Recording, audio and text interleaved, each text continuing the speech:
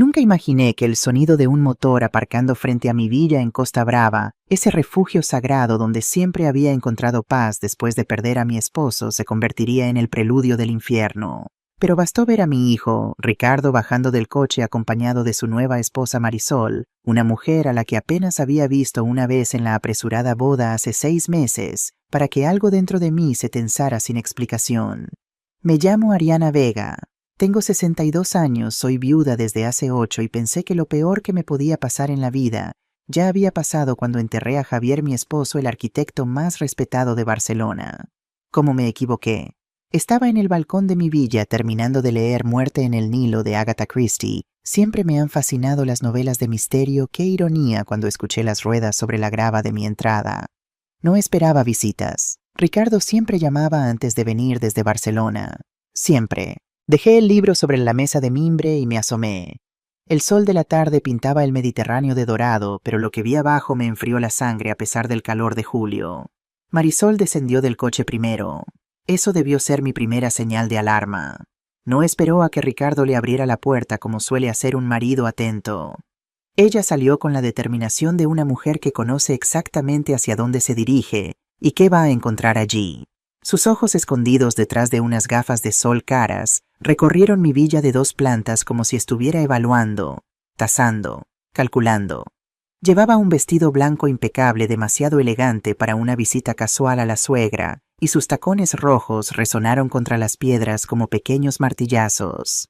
Se detuvo frente a la puerta principal y sonrió. No era una sonrisa cálida, era la sonrisa de alguien que acaba de reconocer algo que desea poseer. «¡Qué casa tan acogedora!», dijo en voz alta, aunque yo aún no había bajado. Lo dijo para sí misma, o quizá para Ricardo. Perfecta para una familia. La manera en que enfatizó una familia me erizó la piel. Ricardo salió del lado del conductor. Mi hijo. Mi único hijo después de que su hermano mayor Santiago se alejara de mí hace años por diferencias que nunca sanaron del todo. Ricardo, mi niño sensible, el diseñador gráfico talentoso que prefería trabajar desde casa, que lloraba viendo películas tristes, que me llamaba cada domingo para preguntarme cómo estaba. Pero el hombre que vi descender del coche no era mi Ricardo. Este Ricardo tenía los hombros caídos. Movía las manos con torpeza al sacar las maletas del maletero. Llevaba una camisa de manga larga a pesar del calor extraño en él, que siempre prefería camisetas frescas en verano. Y cuando Marisol le habló, él dio un pequeño respingo como si lo hubieran pinchado. «Ricardo, las maletas, no las dejes ahí en medio», ordenó ella sin mirarlo, ocupada revisando su teléfono. Sí, ya voy», murmuró él. «Sí, mi hijo y...». Mi hijo diciendo sí, de esa manera sumisa, bajé las escaleras rápidamente alisando mi vestido de lino. Había estado cuidando mis rosales esa mañana, pero me había cambiado para leer. Gracias a Dios no me encontraron desaliñada. «Ricardo, hijo», llamé desde la puerta forzando una sonrisa. Él levantó la vista y por un momento, solo un momento, vi a mi niño. Sus ojos chocolates se iluminaron y abrió la boca para responder, pero entonces Marisol se giró hacia mí. «Ariana», dijo, «no mamá, o suegra, o siquiera señora Vega. Solo mi nombre, como si fuéramos conocidas casuales. Espero que no te importe que vengamos sin avisar. Ricardo insistió en que estarías feliz de vernos». Mentira. Pude verlo en la manera en que Ricardo evitó mi mirada. Él no había insistido en nada. Probablemente ni siquiera había querido venir. «Por supuesto que no me importa», mentí también, manteniendo la cortesía que mi madre me enseñó. «Esta es vuestra casa. Pero...» «¿Va todo bien? ¿Ha pasado algo?» «Todo perfecto», respondió Marisol subiendo los escalones hacia mí. Me besó en ambas mejillas, el saludo tradicional español, pero sus labios apenas rozaron mi piel. Fríos, calculados. Simplemente queríamos pasar unos días junto al mar. Barcelona está insoportable en julio. Demasiados turistas. Ricardo finalmente llegó a la puerta con 2 maletas grandes. 2, como si planearan quedarse semanas, no días. «Hola, mamá», susurró, y cuando me abrazó sentí lo delgado que estaba. Mis manos tocaron sus costillas a través de la camisa. ¿Cuándo había perdido tanto peso? «Hijo, estás muy delgado», dije en voz baja solo para él. «He estado ocupado con trabajo», respondió rápidamente. Demasiado rápidamente. Fue entonces cuando lo vi un moretón amarillento en su muñeca izquierda apenas visible, donde la manga se había subido un poco al cargar las maletas. Lo cubrió rápidamente con su reloj, pero yo lo había visto. Una madre siempre ve. Pasad, pasad. Haré limonada fresca. Dije tragándome las preguntas que ardían en mi garganta. Marisol entró primero, sus tacones repiqueteando sobre el suelo de baldosas catalanas que Javier había elegido personalmente hace 20 años. Sus ojos lo escanearon todos los muebles antiguos, las pinturas en las paredes. El piano de cola en el salón que Ricardo solía tocar cuando era niño. Pude ver su mente trabajando calculando valores. «Tienes buen gusto, Ariana», comentó pasando un dedo sobre la repisa de la chimenea como si buscara polvo. «Estas antigüedades deben valer una fortuna». «Son recuerdos familiares», respondí con sequedad. «No están en venta». Ella sonrió de nuevo, esa sonrisa que no llegaba a sus ojos. «Por supuesto que no.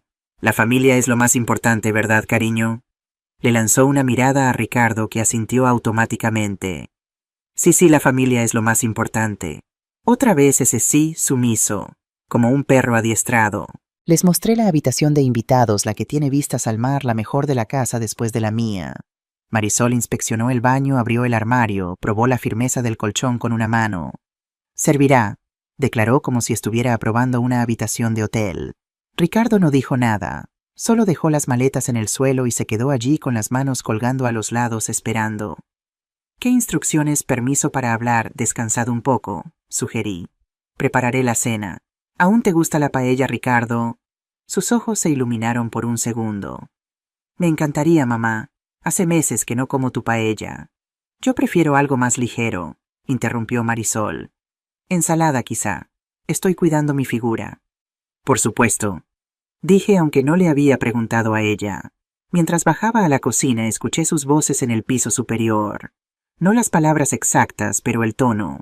Ella hablaba con esa voz controlada firme. Él respondía en monosílabos. Luego silencio. Un silencio espeso incómodo.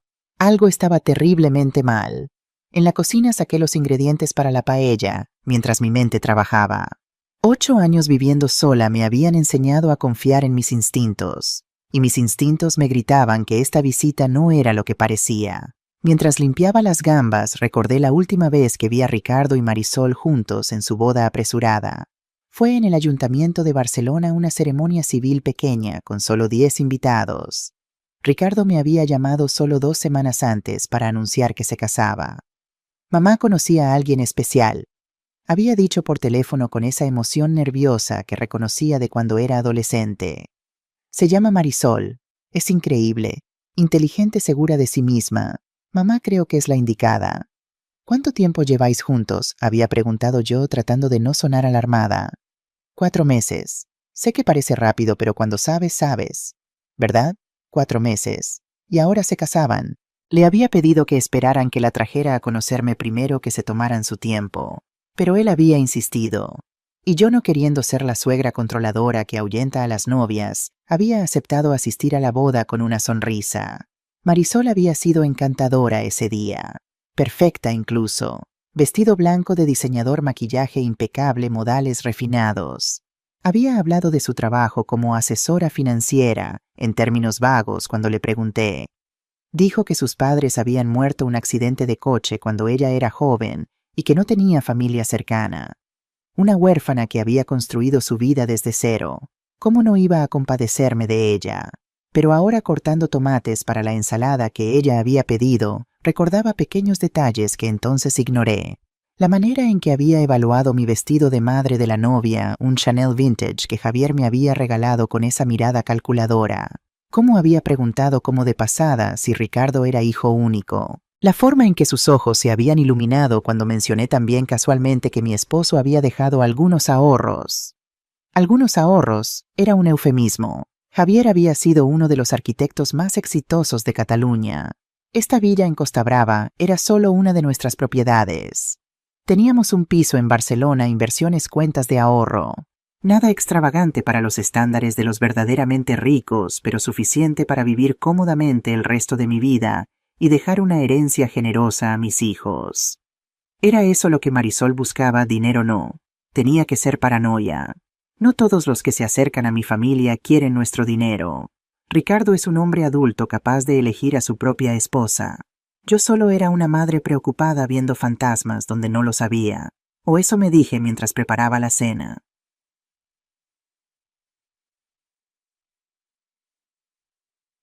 A las 7 de la tarde los llamé para cenar.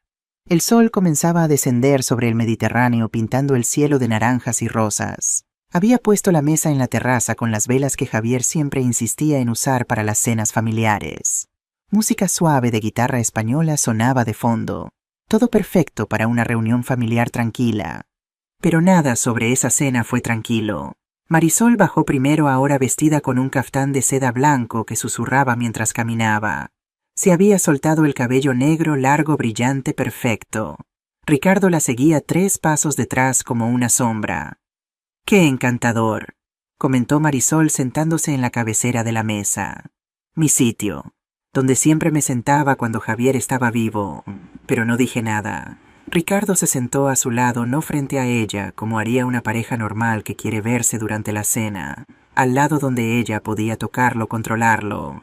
Serví la paella y la ensalada. El aroma del azafrán y el marisco llenaba el aire de la noche. Ricardo se sirvió una porción generosa. Mi hijo siempre había tenido buen apetito, pero antes de que pudiera llevarse el primer bocado a la boca, Marisol habló. Cariño, ¿no crees que es mucho arroz? Sabes que estás intentando perder peso. Ricardo bajó el tenedor. Tienes razón, lo siento. Lo siento por servirse comida en la mesa de su propia madre. Ricardo siempre ha sido delgado. Intervine tratando de mantener la voz neutral. Un poco de paella no le hará daño. Ah, pero es que él ha subido un poco últimamente, respondió Marisol con esa sonrisa condescendiente. Yo solo cuido de él. Alguien tiene que hacerlo, ¿verdad? La implicación flotó en el aire como humo tóxico. Yo no había cuidado bien de mi hijo, pero ella sí lo haría. Mamá hace la mejor paella del mundo, murmuró Ricardo, pero su voz no tenía la convicción de antes. Estoy segura de que sí, concedió Marisol probando un bocado pequeño de su ensalada. Aunque personalmente prefiero la cocina moderna, menos grasas, más saludable. Ariana, ¿has pensado en actualizar tu forma de cocinar? A tu edad deberías cuidar el colesterol. A mi edad. Respiré profundo. Ella sabía exactamente lo que estaba haciendo. Cada palabra era un pequeño corte diseñado para hacerme sentir vieja, irrelevante, reemplazable. Mi colesterol está perfecto, gracias, respondí con una sonrisa forzada. Mi médico dice que viviré hasta los 90 con la salud que tengo. ¡Qué maravilla!, dijo ella sin ningún entusiasmo. El resto de la cena transcurrió en un silencio tenso, interrumpido solo por comentarios superficiales sobre el clima, las vistas, los turistas en la costa. Ricardo apenas habló. Cada vez que abría la boca, Marisol lo corregía o completaba sus frases por él. Hoy vimos, comenzó Ricardo. Un restaurante precioso, terminó Marisol. Deberíamos llevarte algún día a Ariana, aunque quizás sea demasiado moderno para tu gusto. Pensaba que podríamos, intentó Ricardo de nuevo. Ir a nadar mañana sí, pero temprano antes de que la playa se llene de gente. Decidió Marisol por ambos. Fue doloroso de presenciar. Mi hijo, un hombre de 34 años, reducido a fragmentos de oraciones que otra persona completaba. Cuando Marisol decidió que habíamos terminado, Ricardo se ofreció a recoger la mesa. Yo ayudo, dije levantándome. No, descansa, insistió Marisol. Tú ya has hecho suficiente. Ricardo y yo nos encargaremos. Los matrimonios deben trabajar juntos, ¿no es así, cariño? Sí, tienes razón. Los observé llevar los platos a la cocina. Marisol caminaba adelante, Ricardo detrás, siempre siguiendo. Me quedé en la terraza mirando el mar oscurecerse mientras las estrellas comenzaban a aparecer. Las olas rompían suavemente contra las rocas abajo, un sonido que siempre me había calmado. Pero esa noche solo aumentaba mi inquietud. Algo andaba mal con mi hijo, algo más profundo que simplemente estar enamorado y complacer a su nueva esposa. Había visto ese tipo de sumisión antes en las noticias, en los documentales sobre relaciones abusivas. Pero esas cosas les pasaban a otras familias, no a la mía. ¿O sí? Escuché sus voces dentro de la casa, Marisol dando instrucciones sobre dónde poner cada plato, Ricardo respondiendo con esos síes mecánicos. Y entonces un sonido que me heló la sangre, un plato rompiéndose seguido de silencio. Me levanté rápidamente y entré a la cocina. Ricardo estaba agachado recogiendo los fragmentos de uno de mis platos buenos porcelana antigua de Limoges que había heredado de mi madre. Sus manos temblaban. Lo siento mucho, repetía con voz de pánico. Fue un accidente, yo. Los accidentes pasan, dije suavemente arrodillándome junto a él. No pasa nada, hijo. Pero Marisol estaba de pie sobre nosotros con los brazos cruzados y esa expresión de placer. Estaba disfrutando verlo en este estado. Siempre tan torpe, dijo ella con un suspiro teatral. Te dije que tuvieras cuidado. Estos son platos antiguos de tu madre, Ricardo. Irreemplazables. Yo... lo siento. Ya está. Intervine firmemente tomando los pedazos de porcelana de sus manos. Solo es un plato. He roto docenas en mi vida. No importa. Nuestros ojos se encontraron los míos y los de mi hijo, y en ese breve momento vi algo que me rompió el corazón: miedo. Mi hijo me tenía miedo. No a mí. Tenía miedo de lo que Marisol haría después cuando estuvieran solos. Ve a descansar, le dije suavemente. Yo termino aquí. Sí, ve, secundó Marisol tomando su brazo con más fuerza de la necesaria. Has tenido un día largo. Los vi subir las escaleras. La mano de ella en su codo guiándolo como seguía a un niño, o a un prisionero. Terminé de limpiar la cocina en silencio, pero mi mente no estaba en silencio en absoluto. Estaba gritando. Algo terrible estaba sucediendo en mi casa bajo mi propio techo, y yo apenas comenzaba a vislumbrar la profundidad de la pesadilla. Esa noche, cuando me acosté en mi habitación con la puerta entreabierta, como siempre un hábito desde que Javier murió, y el silencio de esta casa grande, me asustaba. Escuché algo que confirmó mis peores temores. Eran las 11:30. La casa había estado en silencio durante 1 hora. Creía que todos dormían. Pero entonces escuché pasos ligeros en el pasillo, pasos de hombre descalzos tratando de ser silenciosos. Me asomé apenas por la puerta. Era Ricardo bajando las escaleras en pijama. ¿A dónde iba a esta hora? Esperé 30 segundos y lo seguí manteniendo distancia. Mi corazón latía con fuerza, parte preocupación, parte vergüenza de espiar a mi propio hijo. Pero necesitaba saber. Lo encontré en la cocina sirviéndose un vaso de agua del grifo. Sus manos aún temblaban. A la luz de la luna que entraba por la ventana pude verlo claramente, los hombros hundidos, la cabeza gacha, el peso del mundo sobre él. «¿Ricardo?», susurré desde el umbral. Él dio un salto derramando el agua. Se giró con los ojos muy abiertos, asustado. Cuando vio que era yo, su cuerpo se relajó ligeramente. «Mamá, lo siento. ¿Te desperté? No dormía. Mentí. Vine por agua también». Nos quedamos allí en el silencio incómodo de dos personas que saben que necesitan hablar pero no saben cómo empezar. Finalmente yo rompí el silencio. «¿Va todo bien, hijo? Pareces tenso». «Estoy bien», respondió automáticamente, demasiado rápidamente. «Solo cansado del viaje». «Ricardo», usé mi voz de madre, esa que no admite mentiras. «Mírame». Él levantó la vista lentamente. Incluso en la oscuridad pude ver las ojeras, la palidez, la tristeza en sus ojos. «¿Eres feliz?», pregunté directamente. Abrió la boca, la cerró. Miró hacia las escaleras comprobando que Marisol no estuviera allí. «Mamá», su voz se quebró. «Yo necesito pedirte algo. Lo que sea. Mañana Marisol quiere que prepares el desayuno temprano, a las 5 de la mañana. Le gusta desayunar al amanecer, dice que es más saludable». «Las 5 de la mañana, ¿quién desayuna a las 5 de la mañana durante las vacaciones? Por supuesto», dije escondiendo mi indignación. «Si eso es lo que ella quiere». Y tragó saliva. «Por favor, mamá, cuando ella hable, no la contradigas, no discutas, solo acepta lo que diga. ¿De acuerdo?». Me quedé helada. ¿Por qué tengo que hacer eso? Porque... Miró hacia las escaleras otra vez con ese miedo en los ojos. «Porque es más fácil así, para todos. Por favor, mamá, solo obedece sin quejarte. Estará bien, obedece, sin quejarte». Nunca en 34 años pensé que escucharía esas palabras de boca de mi hijo. Mi niño que solía defenderme de cualquiera. Mi niño que me llamaba su heroína. Mi niño pidiéndome que me sometiera a una extraña en mi propia casa. «Ricardo, si hay algo mal, si ella te está haciendo daño». No, interrumpió rápidamente. Demasiado rápidamente. «Ella es maravillosa. Es solo que Tiene sus maneras, y es más fácil si todos cooperamos. ¿Sí? Ahí estaba otra vez. Ese sí, al final buscando mi confirmación, mi obediencia. Lo abracé. Sentí sus costillas prominentes, su cuerpo tenso, su respiración entrecortada.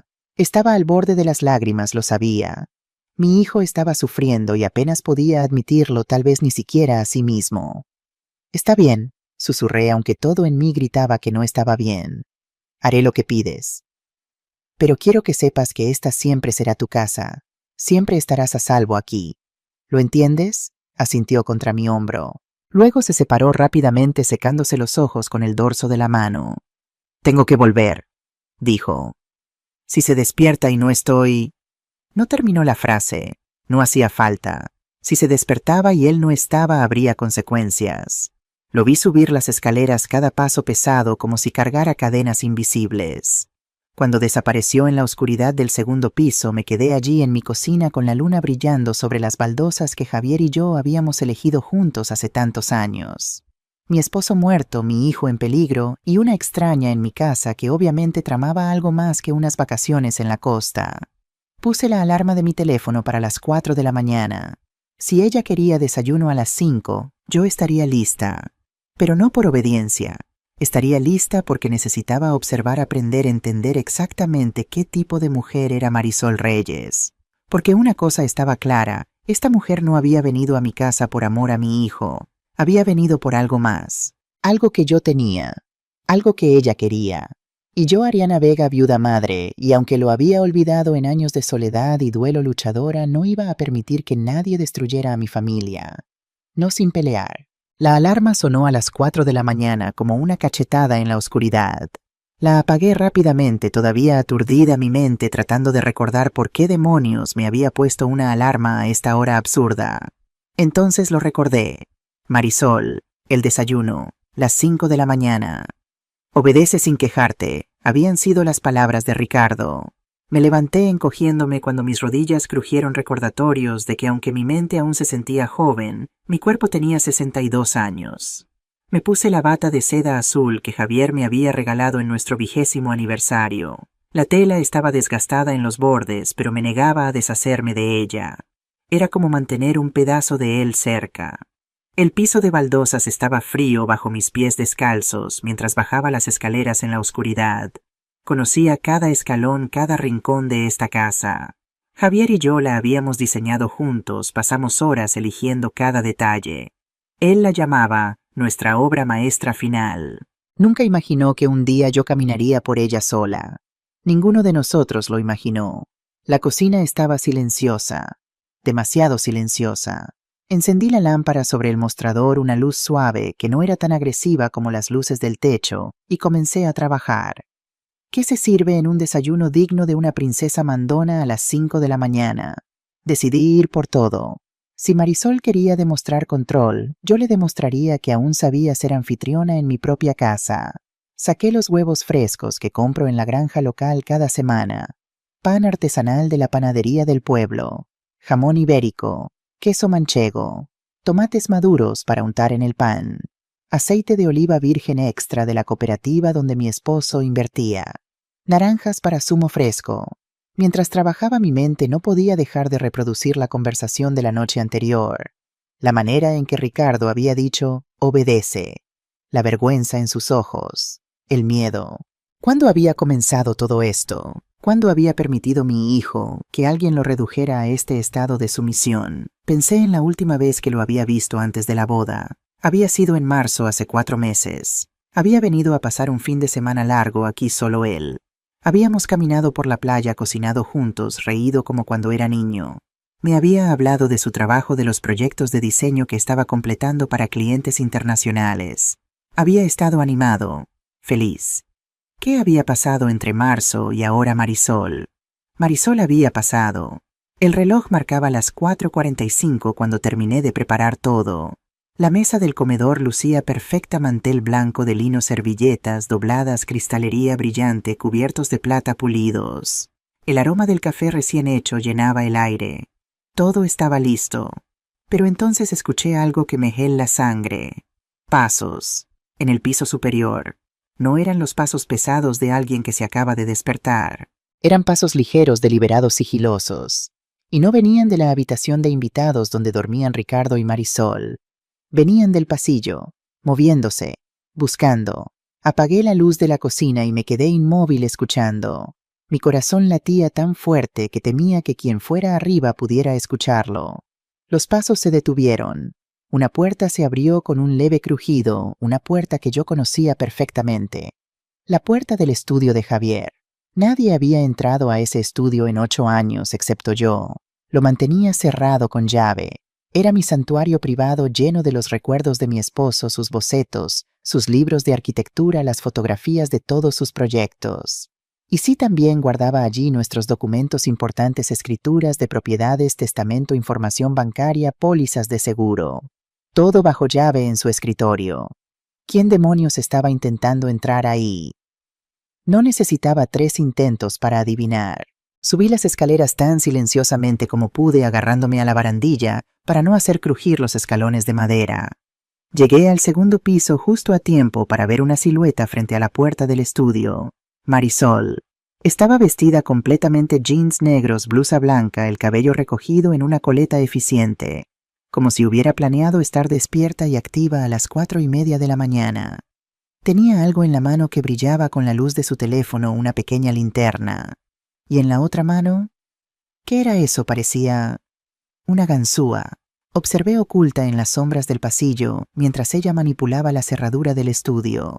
No era una aficionada. Sus movimientos eran seguros, practicados. Había hecho esto antes. El cerrojo se dio con un clic suave. La puerta se abrió. Marisol entró y la luz de su teléfono iluminó el interior del estudio. La vi moverse directamente hacia el escritorio de Javier, como si supiera exactamente lo que buscaba. Mi mente trabajaba a toda velocidad. Podía confrontarla ahora mismo. Podía encender las luces y preguntarle qué demonios creía que estaba haciendo. Podía llamar a la policía por allanamiento.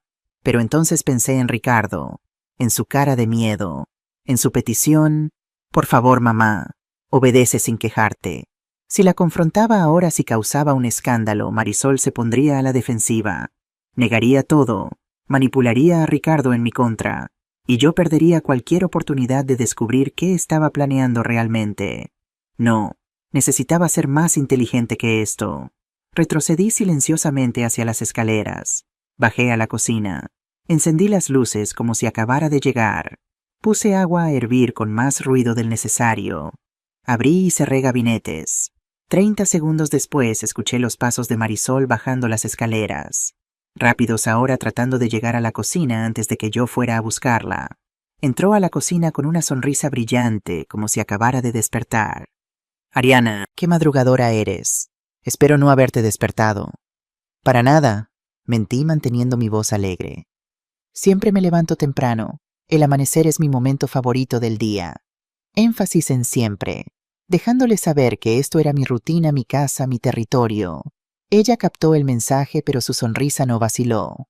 «Qué coincidencia. A mí también». Se acercó a la mesa y examinó el desayuno con esa mirada evaluadora. «Vaya, te has esmerado. Para mi familia siempre me esmero». «Qué dulce». Se sentó sin esperar invitación, en la cabecera de la mesa otra vez. «Aunque Ricardo me ha dicho que últimamente has estado un poco olvidadiza. Es normal a tu edad. ¿Has pensado en ver a un médico?» Ahí estaba, el primer golpe de la mañana. «Mi memoria está perfecta, gracias», respondí con más filo del que pretendía. «Puedo recordar cada detalle de esta casa, cada conversación, cada cara que he conocido. Tengo una memoria excelente». Por supuesto, su sonrisa se torció apenas. Le había marcado un punto. «Solo me preocupo. Ricardo se preocupa también. Es importante para las personas mayores mantenerse vigiladas. Personas mayores, vigiladas». «¿Café?», ofrecí ignorando el comentario. «Té verde si tienes. El café no es bueno para el corazón». Claro que tenía té verde. Tenía de todo. Le preparé su té mientras ella revisaba su teléfono enviando mensajes a alguien. ¿A quién? A las 5 de la mañana Ricardo bajó a las 5:15 vistiendo el mismo atuendo de manga larga de ayer, a pesar del calor veraniego. Sus ojos se encontraron con los míos con una pregunta silenciosa. «¿Está todo bien?». Le sonreí tranquilizadoramente. Él se relajó apenas. Buenos días, cariño. Lo saludó Marisol dándole un beso en la mejilla que parecía más marca de propiedad que afecto. Mira qué desayuno tan elaborado nos ha preparado tu madre. Espero que no haya sido demasiado esfuerzo para ella. Mamá siempre hace los mejores desayunos, dijo Ricardo, y por un momento escuché a mi verdadero hijo en esas palabras. Marisol sirvió té verde para ambos, sin preguntarle a Ricardo qué quería, simplemente decidiendo por él. Pero a partir de ahora quizá deberíamos simplemente hacer nuestro propio desayuno. No queremos ser una carga.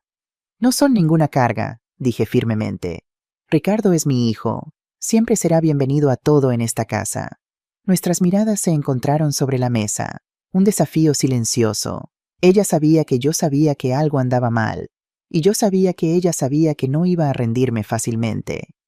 ¡Qué generosa!, dijo finalmente bajando la vista a su teléfono otra vez. Desayunamos en un silencio tenso. Bueno, Marisol y yo desayunamos. Ricardo picoteó su comida después de que Marisol comentara 3 veces sobre las calorías en el jamón ibérico y el queso manchego. Cuando Marisol decidió que habíamos terminado, Ricardo se ofreció a lavar los platos. Yo te ayudo, hijo, dije levantándome. No, mamá, descansa, has hecho suficiente. Pero había algo en sus ojos, una urgencia. Quería hablar conmigo a solas. Insisto, dije. Además, así podemos ponernos al día.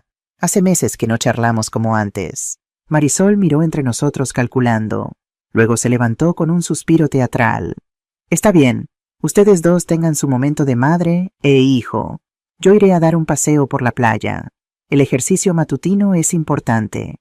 Nos besó a ambos, a mí en la mejilla, con esos labios fríos, a Ricardo en la boca, con una posesividad que me revolvió el estómago, y salió por la puerta de atrás que daba al sendero hacia la playa. En cuanto la vimos desaparecer detrás de las dunas, Ricardo se desplomó contra el mostrador de la cocina. Gracias, mamá, susurró. Gracias por no hacer comentarios, por no discutir. Ricardo. Tomé sus manos entre las mías. Estaban heladas a pesar del calor de la mañana. Hijo mío, ¿qué está pasando? Nada, yo... No me mientas. Usé la voz que siempre funcionaba cuando era adolescente y trataba de esconderme algo. Te conozco desde que naciste. Sé cuando algo va mal. Muy mal. Abrió la boca. La cerró. Sus ojos se llenaron de lágrimas que se negó a dejar caer. Ella, empezó. Marisol solo quiere. Ella quiere asegurarse de que estemos bien. Financieramente. Como pareja. ¿Qué significa eso? Significa que tragó saliva. Significa que ha estado preguntando sobre la herencia, sobre lo que papá dejó, sobre tus propiedades. Mi sangre se enfrió. ¿Por qué le importaría eso? Ella dice que como soy tu único hijo heredero porque Santiago está fuera de tu testamento, ¿verdad? Ella y yo deberíamos empezar a planear para el futuro, para cuando tú... No terminó la frase, pero no hacía falta. Para cuando yo muera, completé por él. Asintió miserablemente. Ricardo, tengo 62 años. Mi médico dice que probablemente viviré hasta los 90. ¿Por qué demonios estáis planeando mi herencia ahora? Eso es lo que le dije, respondió rápidamente. Le dije que aún tienes mucha vida por delante, que no hay prisa, pero ella insiste en que es importante ser práctico, que las personas mayores a menudo no saben o se confunden.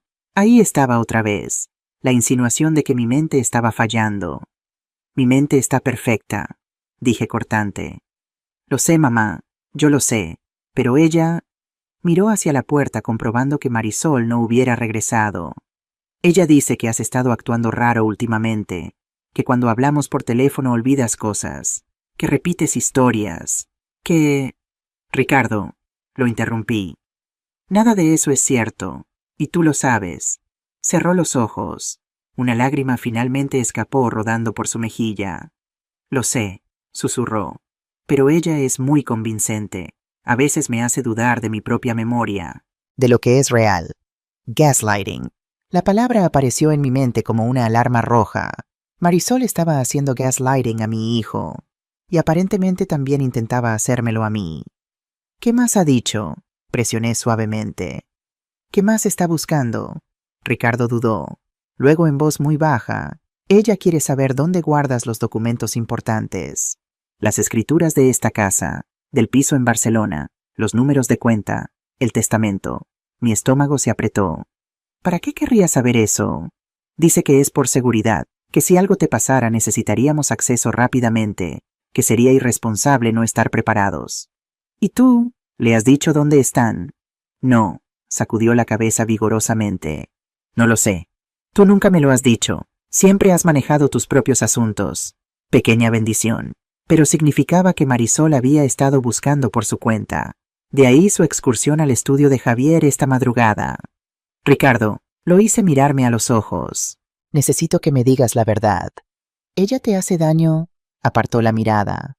No físicamente, murmuró. No físicamente. Lo que significaba que sí le hacía daño de otras maneras. Cuéntame. Ella solo tiene estándares muy altos. Quiere que yo sea la mejor versión de mí mismo. A veces soy no lo suficientemente bueno, y ella necesita corregirme.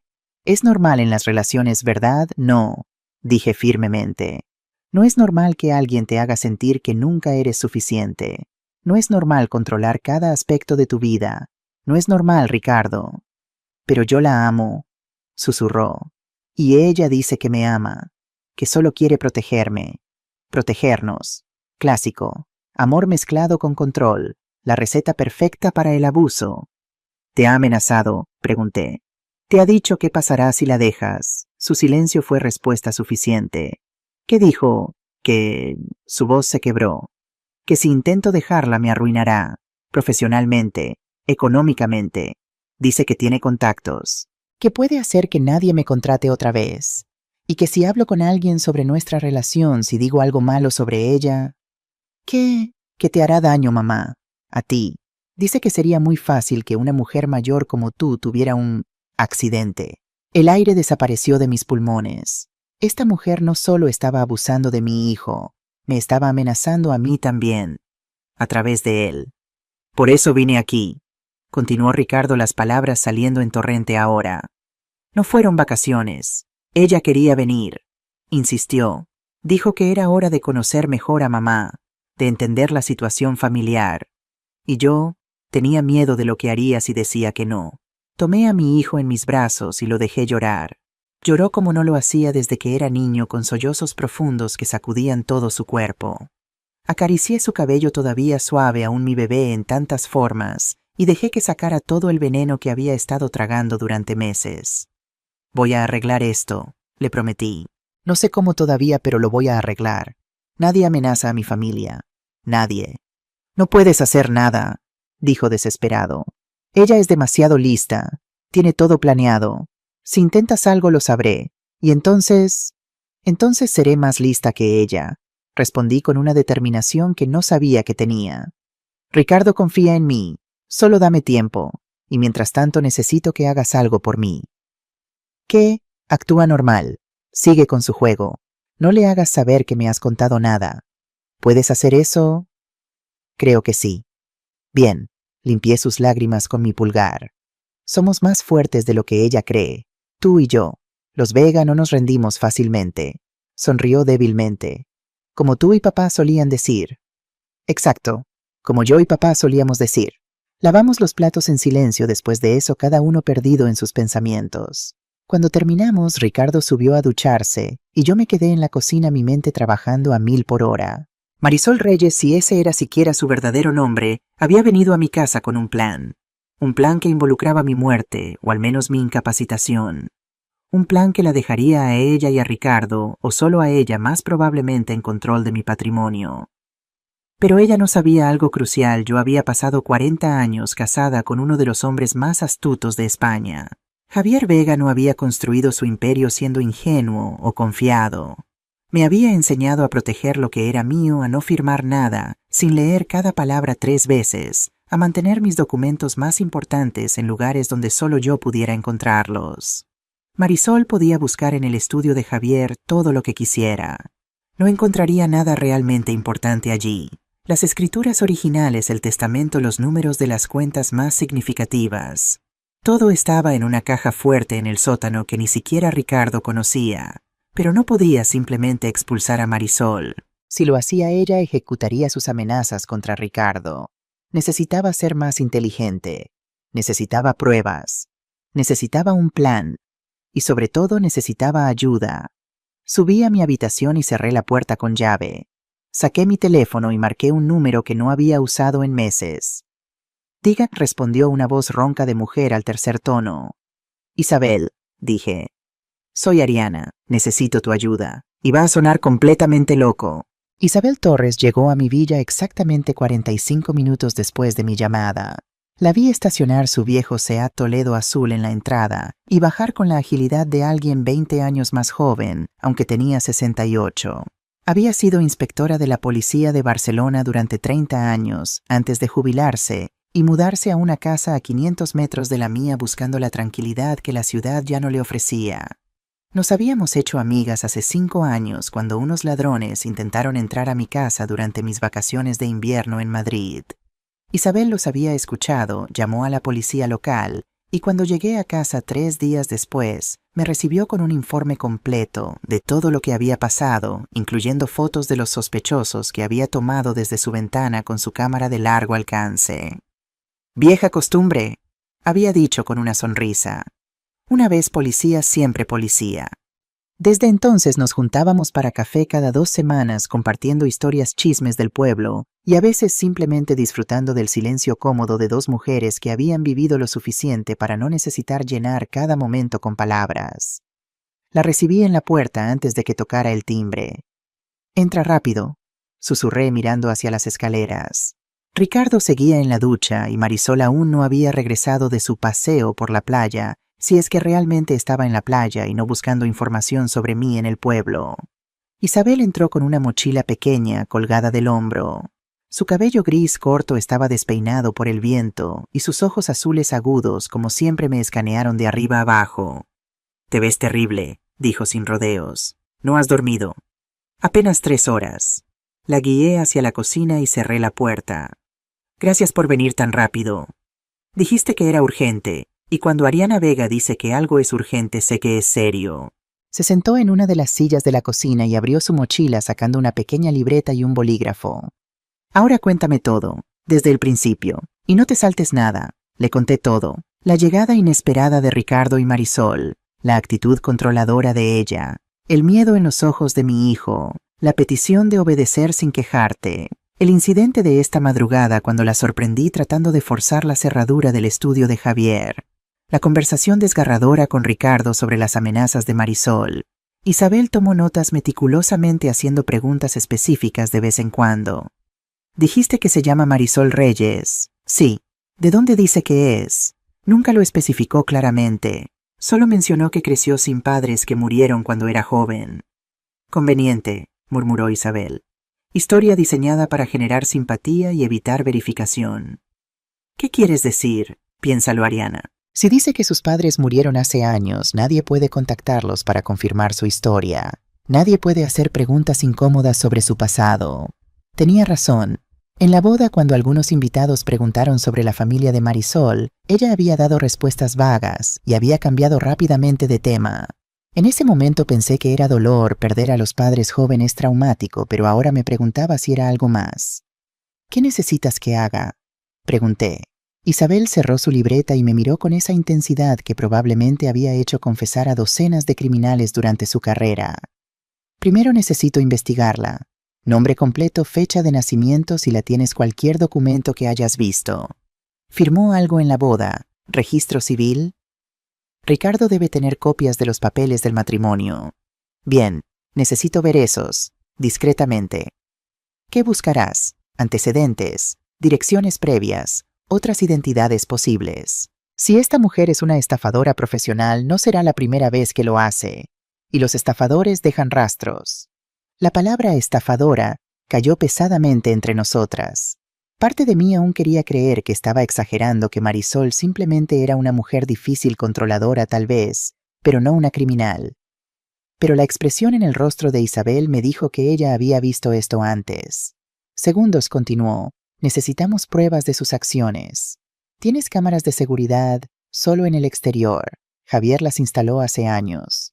No es suficiente. Necesitamos cámaras dentro de la casa. en lugares estratégicos donde ella no las note. Tengo 3 en mi coche ahora mismo, las uso para vigilar aves oficialmente, pero funcionan perfectamente para vigilancia. Sonrió con ironía. ¿Dónde pasa ella más tiempo cuando tú no estás? El salón principal, la cocina, y sospecho que sigue intentando entrar al estudio de Javier. Perfecto, colocaremos cámaras en esos 3 lugares. Pequeñas discretas, se verán como decoración.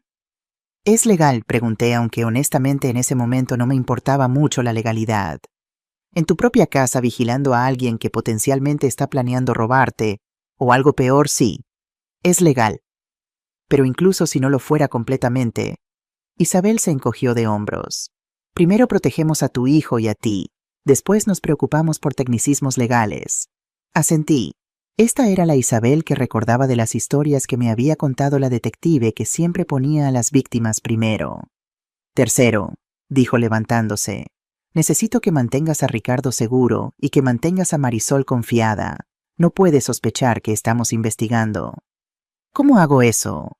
Actúa un poco vulnerable. Haz que piense que está ganando. Las personas como ella, controladoras, manipuladoras, bajan la guardia cuando creen que tienen el control absoluto. Se vuelven descuidadas. Dicen cosas que no deberían. Hacen movimientos que pueden rastrearse. ¿Quieres que finja ser la anciana senil que ella cree que soy? Exactamente. Isabel me apretó el hombro.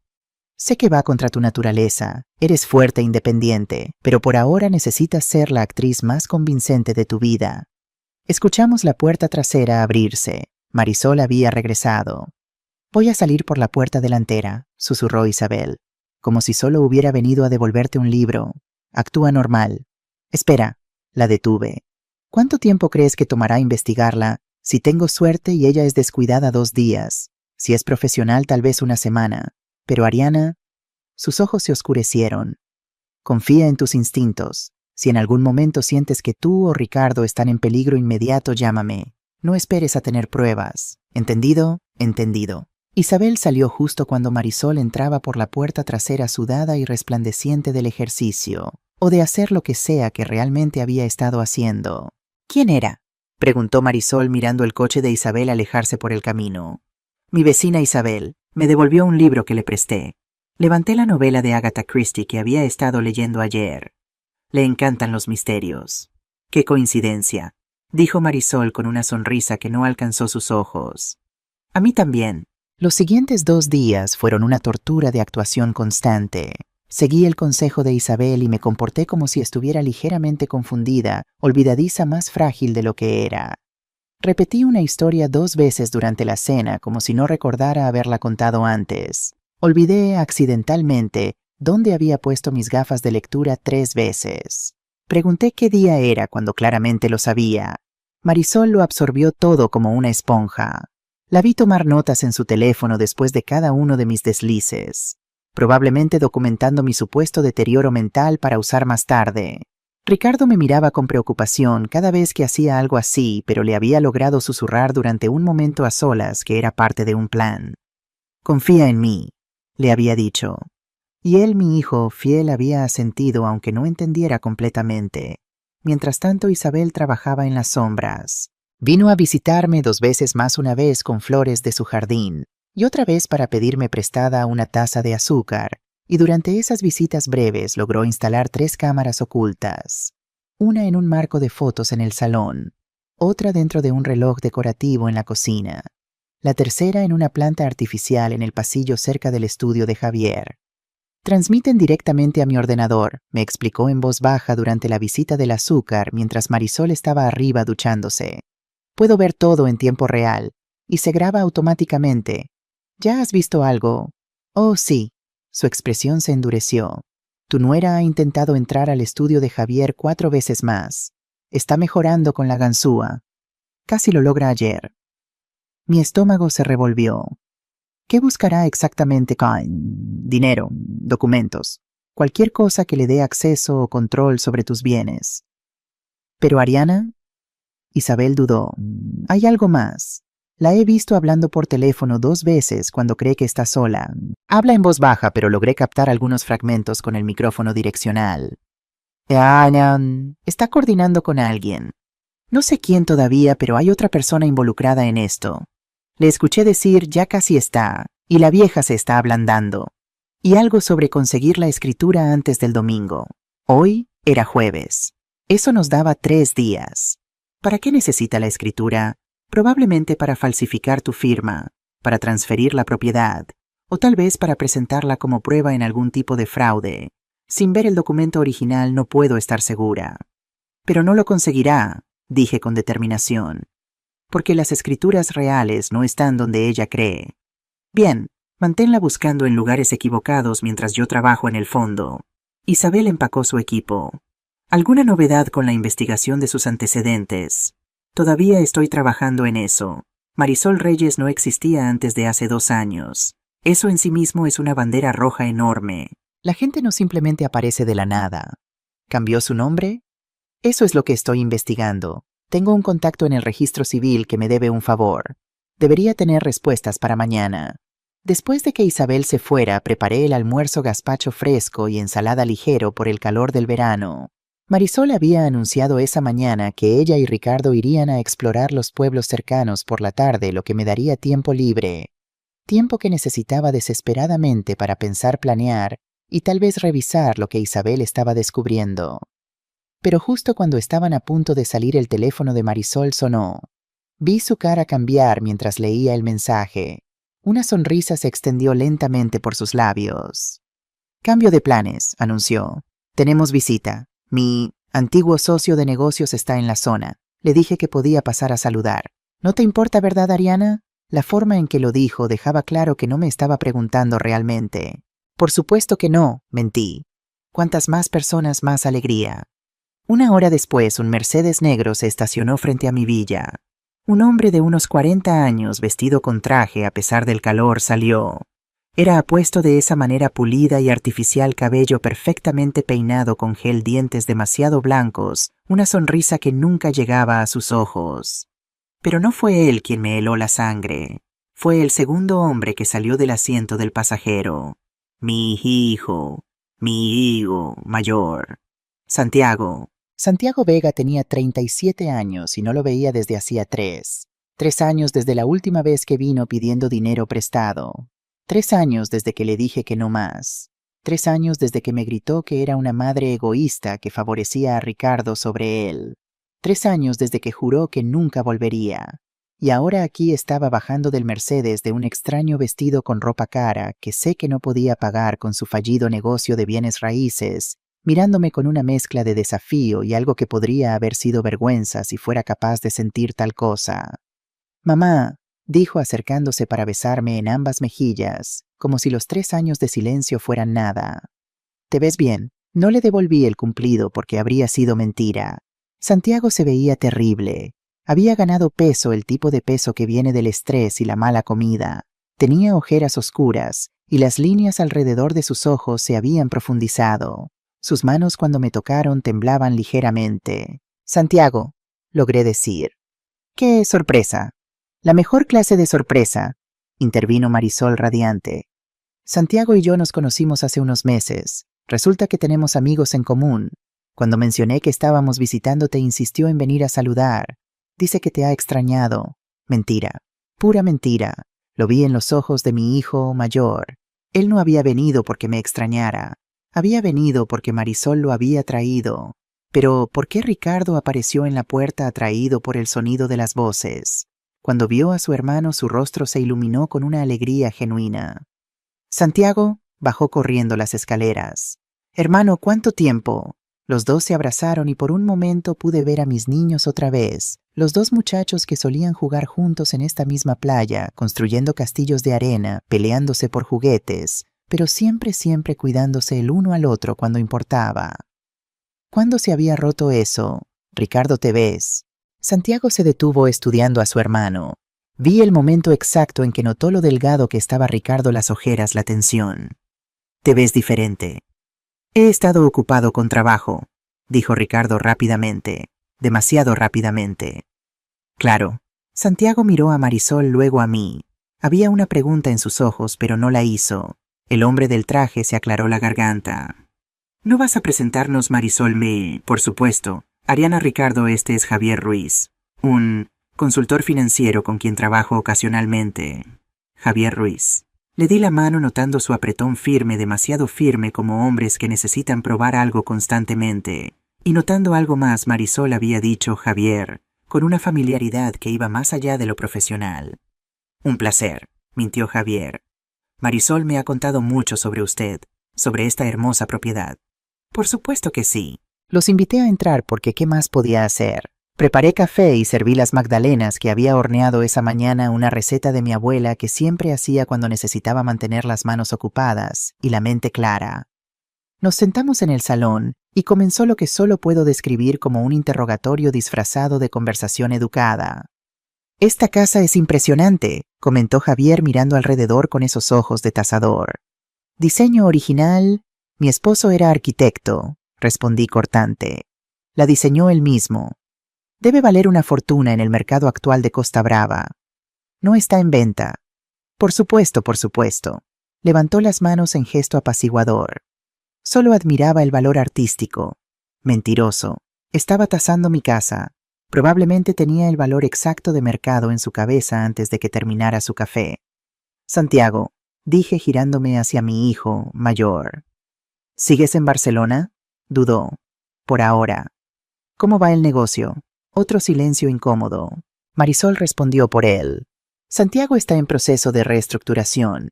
A veces es necesario hacer cambios drásticos para avanzar, ¿verdad?». «Reestructuración. Código para quebrado». «¿Necesitas ayuda?», pregunté, aunque ya sabía que la respuesta sería sí y que me arrepentiría de preguntar. En realidad, Santiago miró a Marisol como pidiendo permiso. Ella asintió casi imperceptiblemente. «Sí, tengo algunas deudas. Nada que no pueda manejar eventualmente, pero el tiempo es importante. Los intereses son altos». «¿Cuánto, mamá?», Ricardo intervino suavemente. «Tal vez no sea el momento». «Es un buen momento», insistió Marisol. «La familia debe hablar de estas cosas abiertamente. 80.000 euros para ser específicos». El número cayó como una bomba en el salón. 80.000 euros. Una cantidad que yo tenía, sí, pero no una cantidad pequeña. No algo que se presta casualmente. «¿Y está pensando?», continuó Marisol con esa sonrisa dulce y venenosa, «que tal vez podrías ayudarlo. Como garantía podría usar alguna propiedad, como esta villa, por ejemplo, solo temporalmente hasta que solucione las cosas». Ahí estaba, el verdadero motivo de esta visita. Querían que yo pusiera mi casa como garantía para las deudas de Santiago. «Absolutamente no», dije con firmeza. «Mamá», Santiago comenzó. «No», repetí. «Esta casa fue el sueño de tu padre. No voy a arriesgarla por tus mala gestión financiera». Vi el enojo encenderse en los ojos de Santiago, ese viejo enojo familiar. «Siempre es lo mismo contigo», espetó. «Siempre excusas. El sueño de papá, mi seguridad. ¿Y qué hay de tu hijo, de tu propia sangre?». «Te he ayudado 4 veces antes», respondí manteniendo la calma, aunque mi corazón latía furiosamente. 4 veces te presté dinero. Nunca me devolviste ni un euro. Porque el mercado estaba mal, porque tuve mala suerte». «La mala suerte que te sigue desde hace 10 años no es mala suerte, Santiago. Son malas decisiones. Eso es tan típico de ti, siempre juzgando, siempre criticando». «Basta», Ricardo se puso de pie. «Santiago, mamá tiene razón. No puedes seguir». «Tú cállate», le espetó Santiago. «Tú el hijo perfecto, el favorito, el que nunca hace nada malo». «Eso no es justo», dijo Ricardo, pero su voz sonaba herida. «¿Sabes qué no es justo?». Santiago se volvió hacia mí. «Que tú tengas todo esto», gesticuló alrededor del salón, «mientras tu hijo se ahoga en deudas, mientras pierdo todo. Pero no te importa, ¿verdad? Nunca te importó». «Me importas», dije, y era verdad a pesar de todo. «Pero no voy a permitir que me manipules para...». «Manipular», se rió amargamente. «¿Eso crees que estoy haciendo? Mamá, no estás bien. Todos pueden verlo. Te estás haciendo vieja confundida. Tal vez necesitas que alguien se haga cargo de tus finanzas antes de que hagas algo que realmente lastime a la familia». Ahí estaba, la misma táctica que Marisol había estado usando, cuestionar mi capacidad mental. «Mi mente está perfectamente clara», dije fríamente. «Lo suficientemente clara para ver exactamente lo que está pasando aquí. Marisol se levantó suavemente colocando una mano en el hombro de Santiago. Tal vez deberíamos irnos, dijo con ese tono de mártir sufriente. Claramente este no es un buen momento. Santiago, podemos buscar ayuda en otro lugar. No, dijo Javier Ruiz hablando por primera vez en varios minutos. Se había quedado sentado observando todo el intercambio con una sonrisa pequeña y satisfecha. Creo que este es exactamente el momento correcto. Ariana se dirigió a mí directamente. Seamos honestos. Tienes 62 años. Vives sola. Tu salud mental está claramente deteriorándose. No lo está, interrumpió Ricardo. Y tus hijos están preocupados por ti. Santiago me ha mostrado documentos legales que sugieren que tal vez necesitas ayuda manejando tus asuntos. Por tu propio bien. Mi sangre se congeló. ¿Qué documentos? Santiago evitó mi mirada. Javier sonrió. Informes médicos que indican deterioro cognitivo. Testimonios de personas cercanas a ti que han notado tu confusión. Evidencia de decisiones financieras cuestionables. Eso es una mentira completa. Dije, pero una parte de mi cerebro ya estaba trabajando entendiendo. Los olvidos que había estado fingiendo. Las repeticiones intencionales. Todo lo que había hecho para que Marisol bajara la guardia. Alguien lo había estado documentando, grabando, preparando. No es mentira si hay pruebas, dijo Marisol suavemente. Ariana, solo queremos ayudarte, protegerte, proteger lo que Javier, tu esposo, construyó. La forma en que dijo el nombre de mi esposo me enfermó físicamente. Salgan de mi casa, dije. Mi voz salió baja pero con un filo que podría cortar acero. Ahora. Mamá. Santiago comenzó. Ahora, repetí más fuerte. Todos excepto mis hijos. Ustedes dos, señalé a Marisol y Javier, tienen 5 minutos para salir de mi propiedad antes de que llame a la policía. La policía, Marisol rió. ¿Y qué les dirás? Que tu familia vino a visitarte. Que estamos preocupados por tu bienestar, Ariana piensa. Piensa en cómo te verías. Tenía razón y lo sabía. Sin pruebas de su conspiración yo parecería la paranoica. La vieja loca que acusaba a su propia familia. Pero entonces pasó algo que ninguno de ellos esperaba. La puerta delantera se abrió y entró Isabel Torres acompañada de otro hombre mayor, trajeado con un maletín de cuero. Perdón por la interrupción, dijo Isabel con esa calma de veterana policía. Pero creo que es momento de que todos tengamos una conversación más legal. El hombre con el maletín se presentó. Soy Marcos Delgado, abogado. Trabajo con la señora Vega desde hace 10 años manejando su patrimonio y tengo mucho interés en estos supuestos documentos que sugieren incompetencia mental. Vi el color drenar del rostro de Marisol. Javier se puso de pie. No sé quiénes son ustedes, pero esto es asunto familiar. Oh, pero es que dejó de ser asunto familiar cuando empezaron a hablar de falsificar documentos médicos y cuestionar la competencia legal de mi clienta, dijo Marcos con una sonrisa afilada. Eso se convierte en asunto criminal. Nadie está falsificando nada, protestó Santiago, pero su voz sonaba menos segura. No, Isabel sacó su teléfono, porque tengo aquí una grabación muy interesante de una conversación entre Marisol Reyes y Javier Ruiz hace 2 días. Déjame ver si puedo encontrar la parte donde discuten cómo... Tocó play. La voz de Marisol llenó el salón y... conseguir un médico que firme el reporte. No importa si es verdad o no. Solo necesitamos el papel oficial diciendo que está senil. La voz de Javier respondió, ¿y si ella pelea? No peleará si tiene miedo, y si lo hace ya tenemos a Santiago como testigo de su deterioro. El silencio que siguió fue absoluto. Santiago se puso de pie retrocediendo. Yo no sabía. Marisol, me dijiste que solo querías ayudarla. Siéntate, Santiago, ordenó Javier. Pero Santiago ya estaba moviendo hacia la puerta, comprendiendo finalmente en qué lo habían metido. No, dijo mi hijo mayor con lágrimas en los ojos. No, yo pensé, Dios, ¿qué he hecho? Has ayudado a conspirar contra tu propia madre, dijo Isabel sin piedad. Pero todavía puedes arreglarlo. Siéntate y cuéntanos todo. Santiago se hundió en el sofá como un hombre derrotado y comenzó a hablar. Lo que Santiago reveló en la siguiente hora fue peor de lo que había imaginado. Había conocido a Marisol hace 6 meses no por coincidencia, sino porque ella lo había buscado específicamente. Había investigado su situación financiera desesperada y había aparecido en el momento perfecto con una solución. Si él la ayudaba a acercarse a Ricardo y eventualmente a mí, ella le pagaría sus deudas y le daría un porcentaje de cualquier herencia anticipada que pudieran asegurar. Me dijo que solo querías ayudarme, pero que eras terca, explicó Santiago miserablemente, que si te presentaba la situación correctamente accederías, que solo necesitaba documentación que mostrara que necesitabas supervisión. Y tú le creíste, dije sin poder mantener la decepción fuera de mi voz. Estaba desesperado, mamá. Los prestamistas me amenazaban, iba a perderlo todo, y ella era tan convincente. Intervino Marcos el abogado, una estafadora profesional. O lo es, debería decir. Todos nos volteamos hacia él.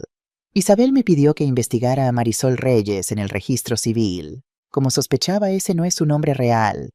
Marcos abrió su maletín y sacó una carpeta. Su verdadero nombre es Marisol Delgado, hija de Antonio Delgado y Carmen Delgado. El apellido me sonó vagamente familiar, pero no pude ubicarlo. ¿Quiénes son los Delgado?, preguntó Ricardo. Marcos me miró directamente. ¿Recuerdas el proyecto de Valencia en 2009? ¿El complejo de apartamentos que tu esposo diseñó? La memoria me golpeó como una ola fría. La familia Delgado, el desarrollador que nos demandó por fraude de diseño. El mismo. Alegaron que Javier había aprobado materiales estructurales subestándares que causaron defectos en el edificio. Querían millones en compensación. Pero papá ganó ese caso, dijo Ricardo. Probó que el desarrollador había usado materiales baratos sin su conocimiento en contra de sus especificaciones. Correcto, confirmó Marco. Javier fue exonerado completamente, pero la familia Delgado perdió todo en el proceso. El edificio tuvo que ser demolido, su compañía quebró, y Antonio Delgado dudó. Se suicidó, terminé en voz baja. Recordaba haber leído sobre eso en los periódicos. La familia había culpado a Javier a pesar del veredicto del tribunal. Marisol había estado sentada en silencio durante este intercambio, su rostro una máscara perfecta. Pero ahora habló y su voz era completamente diferente. Fría, dura, sin ninguna de la dulzura falsa que había mostrado antes.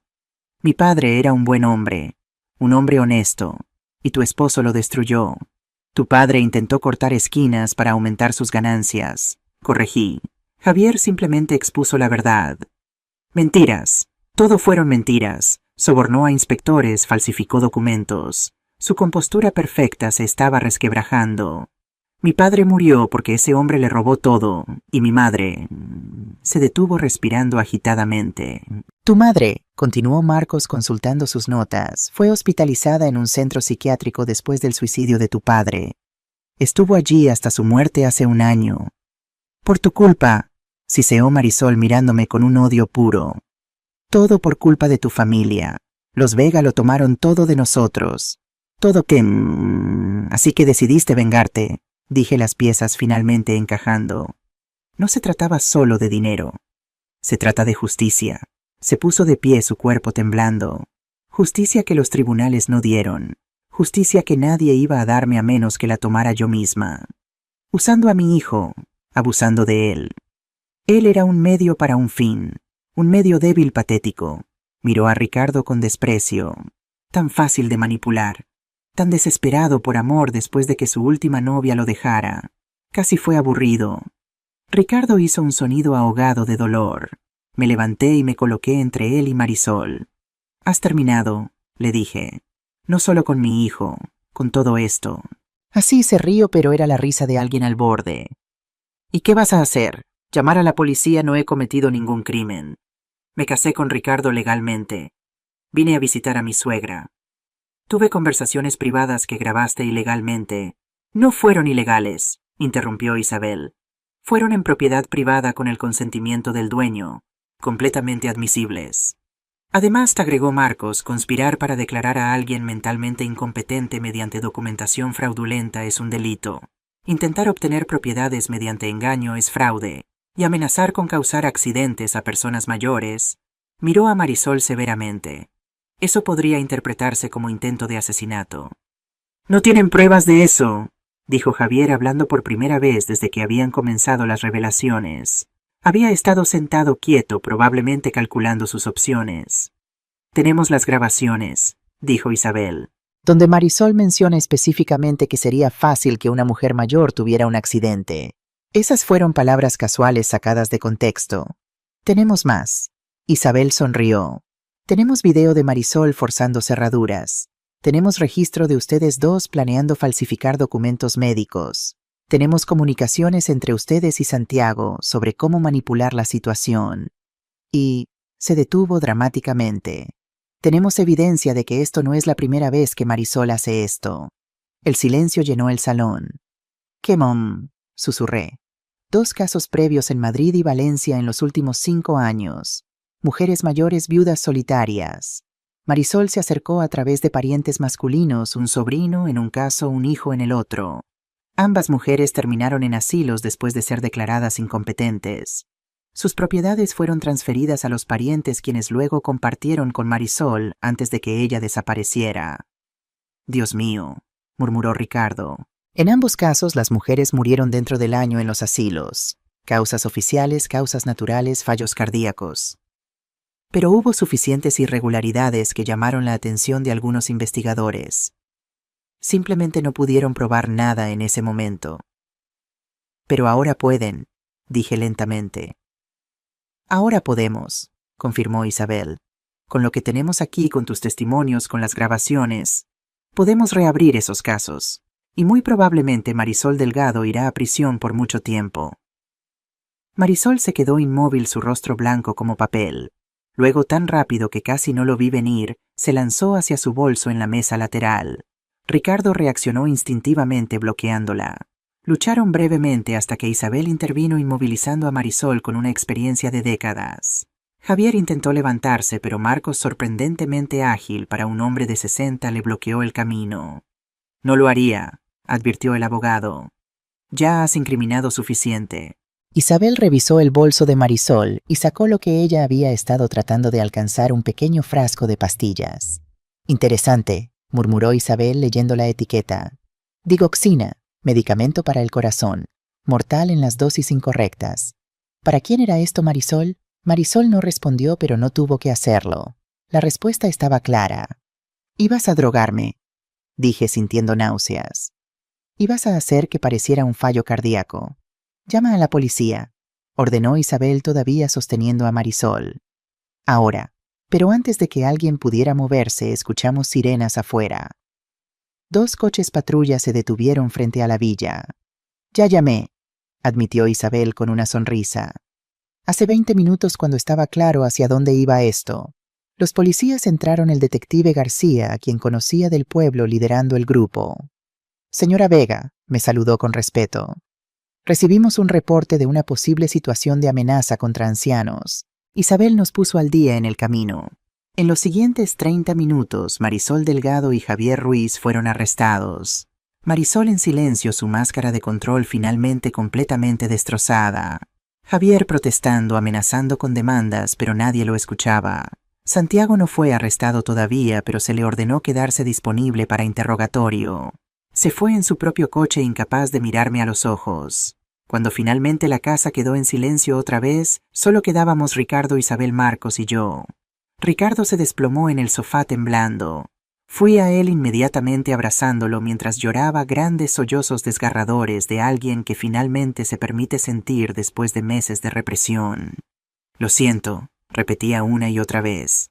«Lo siento mucho, mamá. Fui tan estúpido, tan ciego». «No», dije firmemente. «Fuiste víctima. Ella te manipuló, te abusó. Nada de esto es tu culpa. Pero casi pierdes todo por mi culpa». «No perdí nada». «Porque eres mi hijo y protegerte vale más que cualquier propiedad, cualquier dinero, cualquier cosa en este mundo». Isabel nos dio espacio hablando en voz baja con Marcos sobre los siguientes pasos legales. Escuché fragmentos: orden de alejamiento, evaluación psicológica para Ricardo, anulación del matrimonio. Todo sonaba muy lejano. En ese momento solo importaba mi hijo, en mis brazos, finalmente a salvo, finalmente libre. Pero una parte de mi mente no podía dejar de pensar en lo cerca que había estado. Si no hubiera confiado en mis instintos, Si no hubiera llamado a Isabel, si hubiera ignorado las señales de alarma, Marisol habría ganado. Y yo probablemente estaría muerta dentro de un mes, declarada incompetente antes de eso, con mi patrimonio en manos de personas que no merecían nada. Señora Vega, la voz del detective García me sacó de mis pensamientos. Necesitaremos su declaración formal mañana en la comisaría. Pero por esta noche creo que todos deberían descansar. Ha sido... Buscó las palabras correctas. Un infierno, terminé por él. Sonrió levemente. Iba a decir intenso, pero sí su descripción también funciona. Después de que todos se fueron, ayudé a Ricardo a subir a su habitación, no la que había compartido con Marisol, sino su habitación de infancia, la que había mantenido exactamente como estaba cuando se mudó de casa a los 28. Cama individual con sábanas azules, pósters de bandas de rock que había amado de adolescente, trofeos de fútbol de cuando era niño. «Descansa», le dije arropándolo como cuando tenía fiebre de pequeño. «Todo va a estar bien ahora». «¿Lo estará?», preguntó con voz pequeña. «Mamá, yo no sé cómo seguir después de esto». «Paso a paso», respondí. «Día a día, con ayuda profesional, con tiempo y con la gente que te ama. Te vas a recuperar, hijo, te lo prometo». Cerró los ojos agotado. Me quedé sentada a su lado hasta que su respiración se profundizó y supe que dormía. Entonces bajé a la cocina. Era medianoche. Había sido el día más largo de mi vida. Serví una copa de vino tinto, un Rioja que Javier y yo solíamos compartir en ocasiones especiales. Me senté en la terraza mirando el Mediterráneo oscuro bajo las estrellas. Mi teléfono vibró. Un mensaje de Isabel. «Todo va a salir bien. Descansa, guerrera. Lo lograste». Sonreí a pesar del agotamiento. Guerrera. Hacía 8 años cuando Javier murió, pensé que mi vida de luchar había terminado. Pensé que solo me quedaba existir tranquilamente hasta que fuera mi turno de partir. Qué equivocada estaba. A veces la vida te arroja batallas cuando menos las esperas. Y a veces descubres que eres más fuerte de lo que jamás imaginaste. Alcé mi copa hacia las estrellas, hacia donde quiera que Javier estuviera. «Cuidé de nuestro hijo», susurré. «Como prometí que lo haría. Como tú me enseñaste». El viento del mar sopló suavemente como una caricia, y por primera vez en meses dormí profundamente y sin miedo. Los 3 días siguientes fueron un torbellino de declaraciones policiales, reuniones con abogados y llamadas telefónicas interminables. La noticia del arresto de Marisol y Javier se filtró rápidamente, como suelen hacer las noticias jugosas en pueblos pequeños, y pronto reporteros locales estacionaban frente a mi villa esperando una declaración. No les di ninguna. Marcos, mi abogado, manejó todas las comunicaciones con la prensa. «Déjame hacer mi trabajo», había dicho con firmeza. «Tú concéntrate en tu hijo». Y eso fue exactamente lo que hice. Ricardo pasó los primeros 2 días apenas saliendo de su habitación. Comía poco, dormía menos. Cuando intentaba hablar con él, respondía con monosílabos, la mirada perdida en algún punto distante que solo él podía ver. El tercer día finalmente logré hacerlo bajar para desayunar en la terraza. El sol de la mañana brillaba sobre el Mediterráneo y las gaviotas volaban en círculos perezosos sobre las olas. Era el tipo de mañana que normalmente me llenaba de paz. Pero mientras miraba a mi hijo delgado, pálido, roto, sentí solo una furia ardiente hacia la mujer que lo había reducido a esto. «Mamá», dijo Ricardo de repente, rompiendo el silencio que había durado toda la comida. «¿Cómo supiste que algo andaba mal? Quiero decir realmente mal, no solo problemas matrimoniales normales». Me tomé un momento para responder, queriendo darle una respuesta honesta. «Tus ojos», dije finalmente. «Cuando bajaste del coche ese primer día, tus ojos ya no eras tú. Había miedo donde solía haber alegría, sumisión donde solía haber confianza». Estiré mi mano y tomé la suya sobre la mesa. «Una madre conoce a su hijo, Ricardo, y yo sabía que algo o alguien te estaba destruyendo». «Me sentía tan estúpido», susurró. «Tan débil. Los hombres no se supone que sean víctimas así». «Basta». Mi voz salió más dura de lo que pretendía. Esa creencia, ese estigma es exactamente lo que personas como Marisol usan como arma. ¿Sabes por qué eligió a un hombre como víctima en lugar de una mujer? Sacudió la cabeza. Porque sabía que sería más difícil para ti pedir ayuda. Sabía que la sociedad dudaría de ti, que te dirían que seas hombre, que tomes control. Sabía que tu propia vergüenza te mantendría callado. Me incliné hacia adelante. Hijo, el abuso es abuso sin importar el género de la víctima. Y reconocer que estás siendo abusado no te hace débil, te hace valiente. Sus ojos se llenaron de lágrimas. No me sentía valiente, me sentía patético. Lo sé, pero mírate ahora, sobreviviste, estás aquí, estás vivo. Eso requiere una fuerza tremenda. Casi te cuesta todo, mamá. Tu casa, tu seguridad, tu vida. Pero no lo hizo, porque peleamos juntos. Y esa es la lección, Ricardo. Nunca estás solo en esto. Nunca. Lloró entonces y yo me levanté para abrazarlo, dejándolo desahogarse contra mi hombro, como había hecho tantas veces cuando era niño. Pero esta vez era diferente. Esta vez no estaba llorando por una rodilla raspada o un corazón roto de adolescente. Estaba llorando por la pérdida de su inocencia, por los meses de tortura psicológica, por el hombre en quien había confiado para amar y que en cambio lo había destruido sistemáticamente. Cuando finalmente se calmó, le serví más café y hablamos. Realmente hablamos. Por primera vez Ricardo me contó todo cómo Marisol había sido encantadora al principio, haciéndolo sentir especial deseado. Cómo las críticas habían comenzado sutilmente. Tu camisa no combina con tus pantalones. Tal vez deberías ir al gimnasio. ¿Por qué hablas así? Hasta que se volvieron constantes. Cómo ella controlaba su teléfono, sus contraseñas, su dinero. Cómo lo aislaba de amigos con excusas que sonaban razonables. Ellos no te convienen. Solo quieren usarte. Yo soy la única que realmente te entiende. Y lo peor, dijo con voz quebrada, es que parte de mí todavía siente que la echo de menos. ¿Cómo puede ser eso, después de todo lo que me hizo parte de mí aún? Es el vínculo del trauma, expliqué suavemente. Había estado leyendo sobre esto durante las últimas noches educándome. Cuando alguien alterna entre abuso y afecto, crea una adicción psicológica. Tu cerebro asoció su aprobación con supervivencia. Va a tomar tiempo deshacer eso. ¿Cuánto tiempo? Sí, no lo sé, hijo. Cada persona sana a su propio ritmo. Pero saqué una tarjeta de visita de mi bolsillo. He encontrado un terapeuta especializado en trauma y abuso, en Barcelona. Isabel lo recomendó, ha trabajado con varios de sus casos previos. Ricardo tomó la tarjeta mirándola por un largo momento. Está bien pedir ayuda, le recordé. No tienes que pasar por esto solo, asintió lentamente. Llamaré hoy. Bien, sonreí sintiendo la primera chispa real de esperanza desde que todo esto comenzó. Ahora come, necesitas recuperar peso, y luego quiero que me ayudes con algo. ¿Con qué? Vamos a ir al pueblo, a la panadería, al mercado, a caminar por la playa. Vamos a recordarle al mundo y a ti mismo que eres una persona libre, que puedes ir donde quieras, hacer lo que quieras, sin pedir permiso a nadie. Por primera vez en días, Ricardo sonrió. Era pequeña, frágil, pero era una sonrisa real. Me gustaría eso, mamá. Una semana después del arresto, Marcos me llamó para una reunión en su oficina en Barcelona. Ricardo vino conmigo su primera vez en la ciudad desde que había escapado de Marisol. Conducir por las calles familiares lo puso nervioso, pero lo manejó apretando mi mano en el semáforo rojo cerca de las Ramblas. Estoy bien, dijo, aunque su respiración era rápida. Solo muchos recuerdos. Lo sé, hijo, pero estamos creando nuevos recuerdos ahora. Buenos.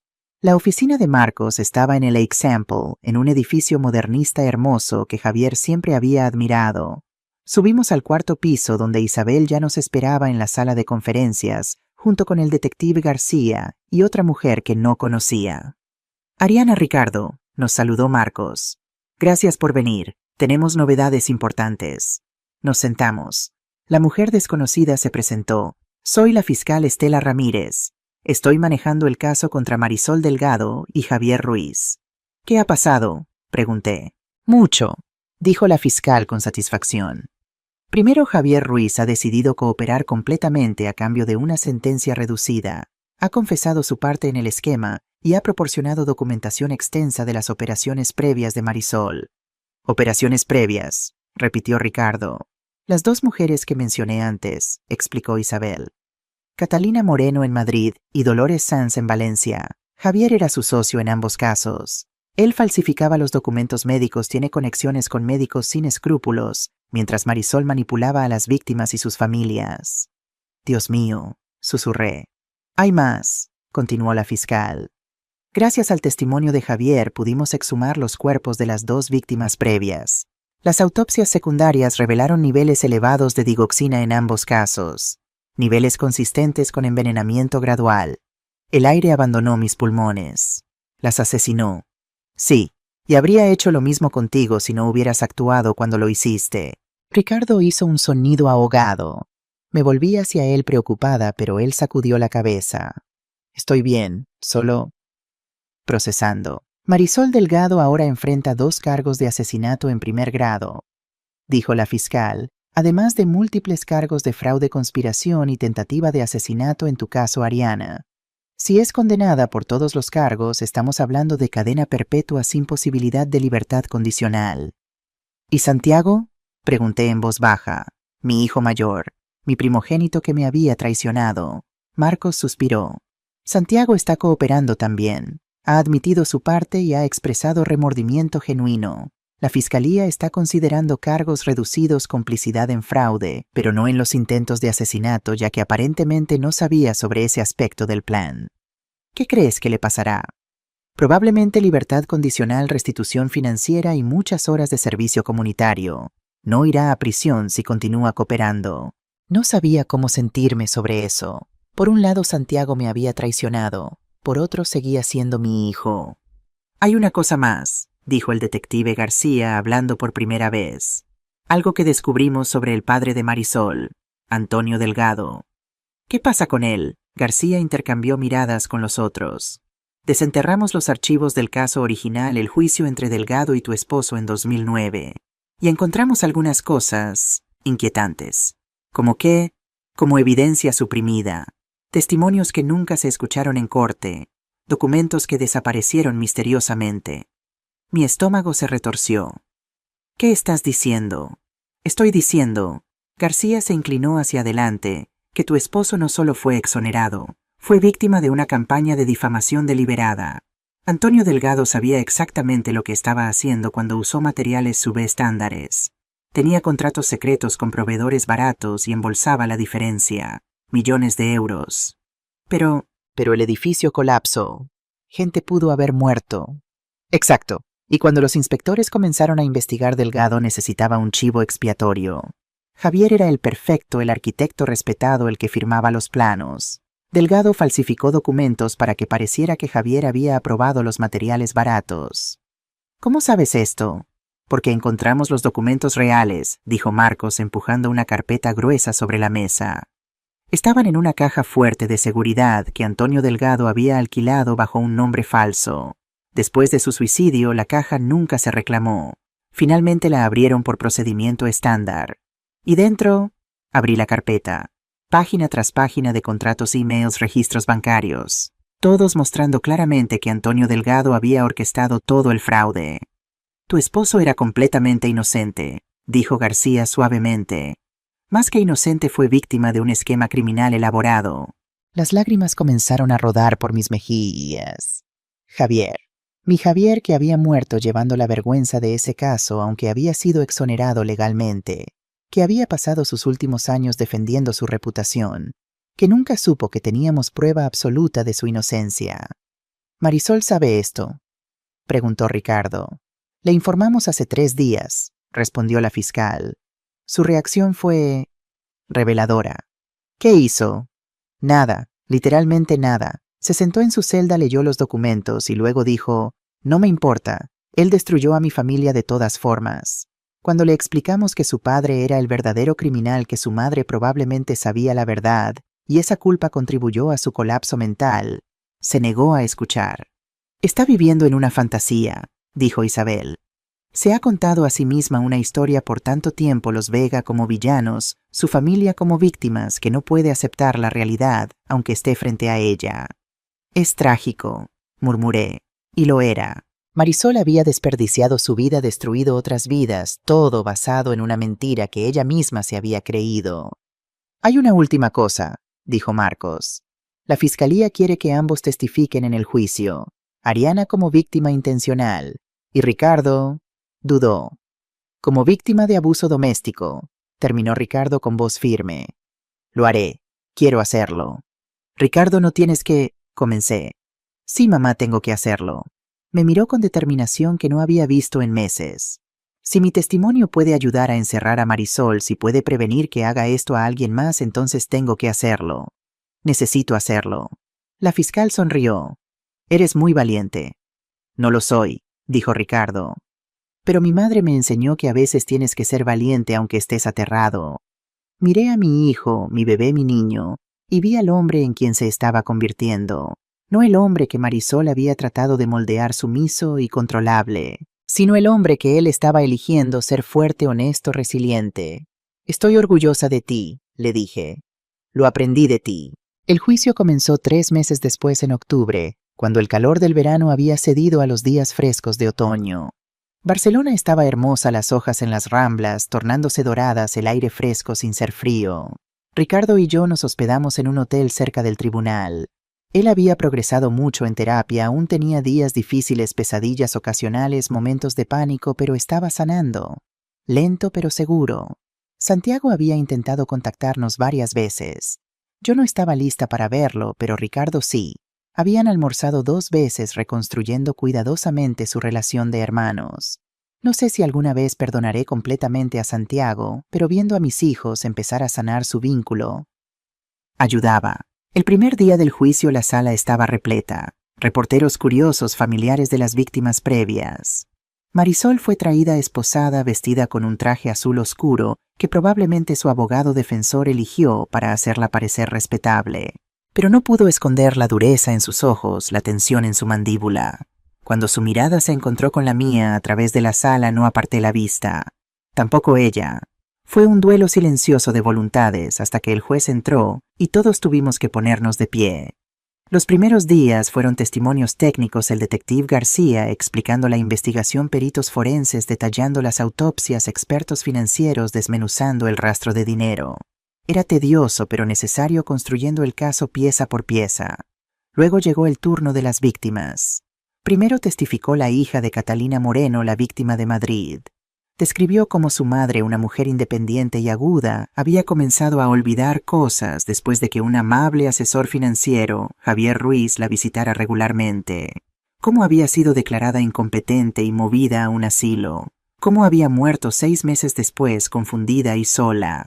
Mi madre me llamaba llorando, testificó la hija, su voz quebrándose. Decía que algo andaba mal, que alguien le estaba haciendo algo. Pero los doctores dijeron que era demencia. Yo le creí a los doctores en lugar de a mi propia madre. La sala estaba en silencio absoluto cuando terminó. Luego el sobrino de Dolores Sanz, la víctima de Valencia. Una historia casi idéntica. Una mujer mayor, independiente, de repente enferma. Transferencias de propiedad inexplicables. Muerte rápida en un asilo.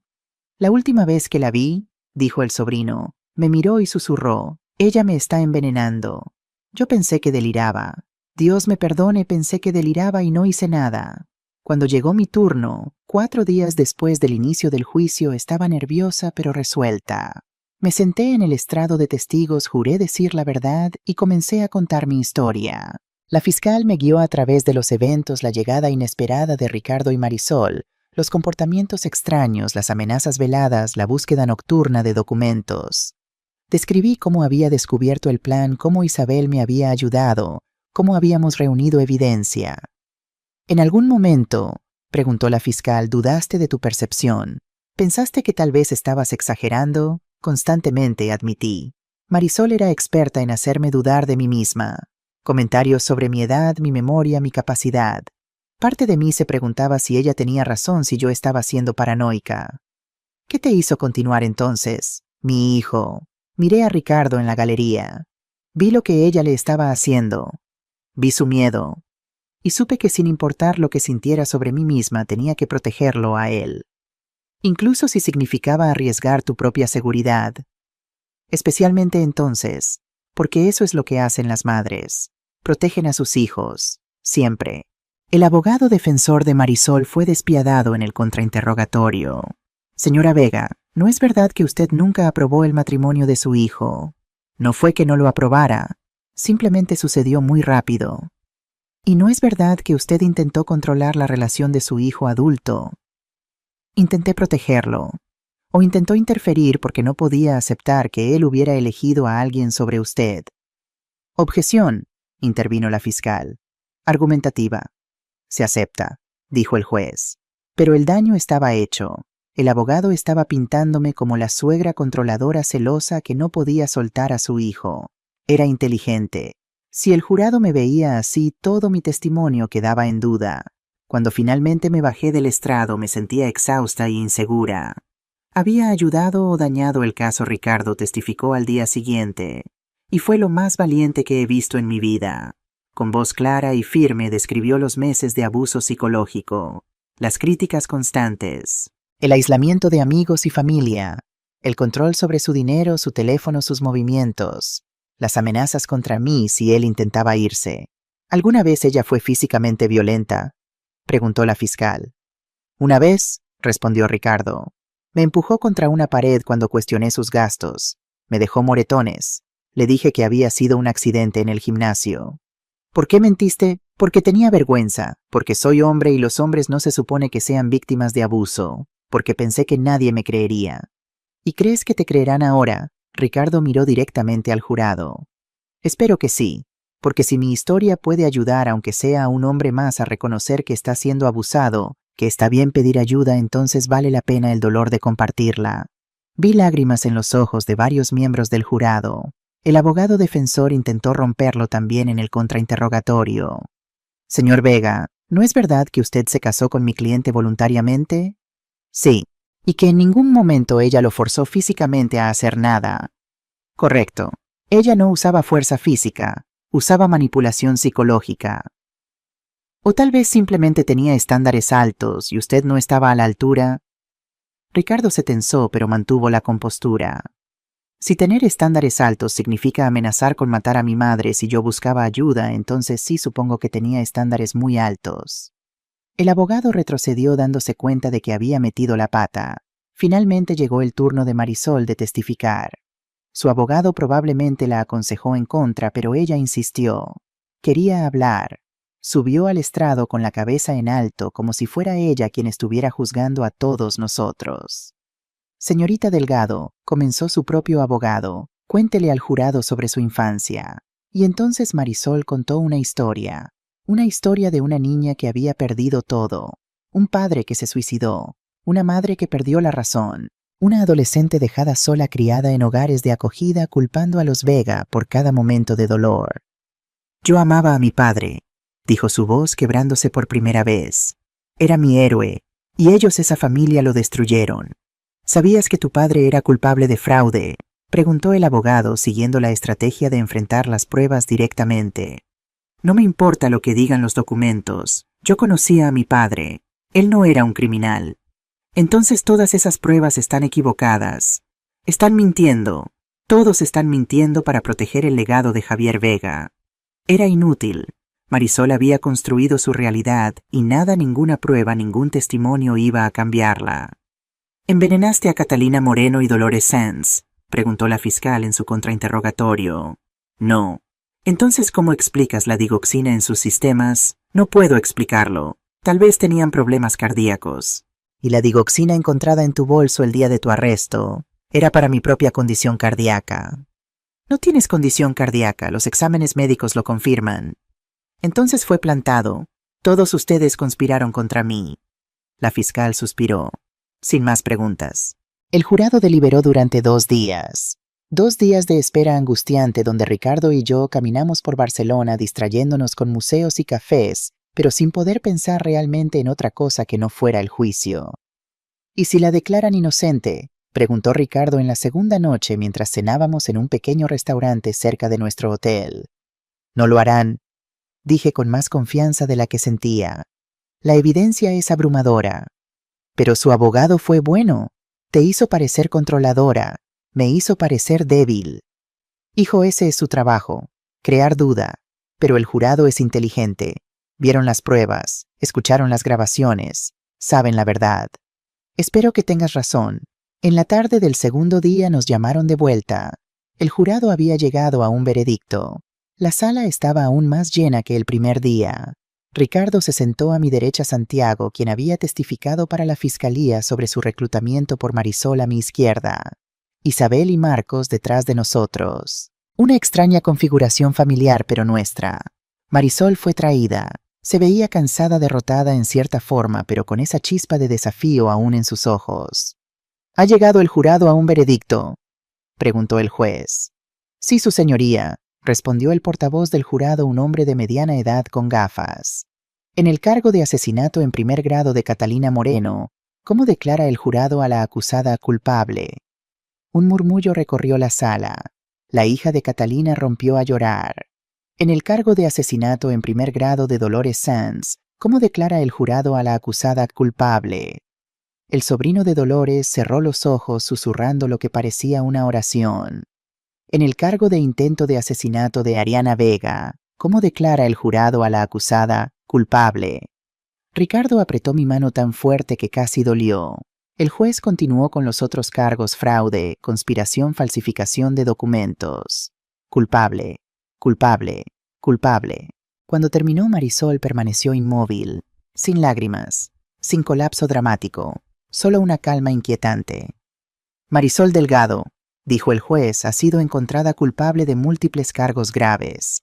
La sentencia se dictará en 2 semanas. Hasta entonces permanecerá bajo custodia. La sacaron. En el umbral se giró para mirarme una última vez. Sus labios formaron palabras silenciosas que pude leer claramente. Esto no termina. Pero sí terminaba. Ya había terminado. Afuera del tribunal los reporteros nos rodearon. Marcos manejó las preguntas mientras Ricardo y yo nos quedamos en segundo plano. Pero una reportera logró acercarse. Señora Vega, ¿cómo se siente?, pensé en la pregunta. ¿Cómo me sentía? Aliviada, dije honestamente. Triste por las familias que perdieron a sus seres queridos, agradecida de estar viva y esperanzada de que mi hijo pueda comenzar a sanar ahora. ¿Algún consejo para otras personas en situaciones similares? Miré directamente a la cámara. Si algo se siente mal, probablemente lo está. Confíen en sus instintos, busquen ayuda y sepan que no están solos, sin importar cuánto los hagan sentir así. 2 semanas después regresamos para la sentencia. El proceso fue más breve esta vez. La fiscal recomendó cadena perpetua sin libertad condicional. El abogado defensor pidió clemencia citando la infancia traumática de Marisol. El juez escuchó a ambos, luego habló. Marisol Delgado, sus crímenes son particularmente atroces porque se aprovechó de la confianza, de la vulnerabilidad del amor mismo. Manipuló a familiares para atacar a sus propios seres queridos. Asesinó a 2 mujeres inocentes y casi asesina a una tercera. Mientras que su historia personal genera simpatía, no excusa sus acciones. Hizo una pausa. Por los cargos de asesinato en primer grado y los cargos relacionados, la sentencio a cadena perpetua sin posibilidad de libertad condicional. Que Dios tenga piedad de su alma. El mazo golpeó. Final. Marisol fue llevada fuera. Esta vez no miró atrás. Javier Ruiz, que había testificado contra ella, recibió 20 años con posibilidad de libertad condicional después de 15. No justicia completa, pero algo. Santiago no recibió tiempo en prisión, pero sí 5 años de libertad condicional, 1000 horas de servicio comunitario y la obligación de pagar restitución. Más importante, perdió todo derecho a mi patrimonio. Lo reescribí de mi testamento dejando todo a Ricardo y a varias organizaciones benéficas que ayudan a víctimas de abuso. Santiago lo aceptó sin pelear. Lo merezco, había dicho. Y más. Tal vez algún día podríamos reconstruir algo, pero no hoy. Hoy necesitaba enfocarme en el hijo que me había protegido, no en el que me había traicionado. 6 meses después del juicio, Ricardo y yo estábamos sentados en la terraza de la villa mirando el amanecer sobre el Mediterráneo. Era febrero frío, pero claro, el tipo de mañana que te hace agradecer estar viva. Ricardo había engordado 15 kilos, peso saludable que había necesitado desesperadamente. Su rostro tenía color nuevamente. Sonreía más.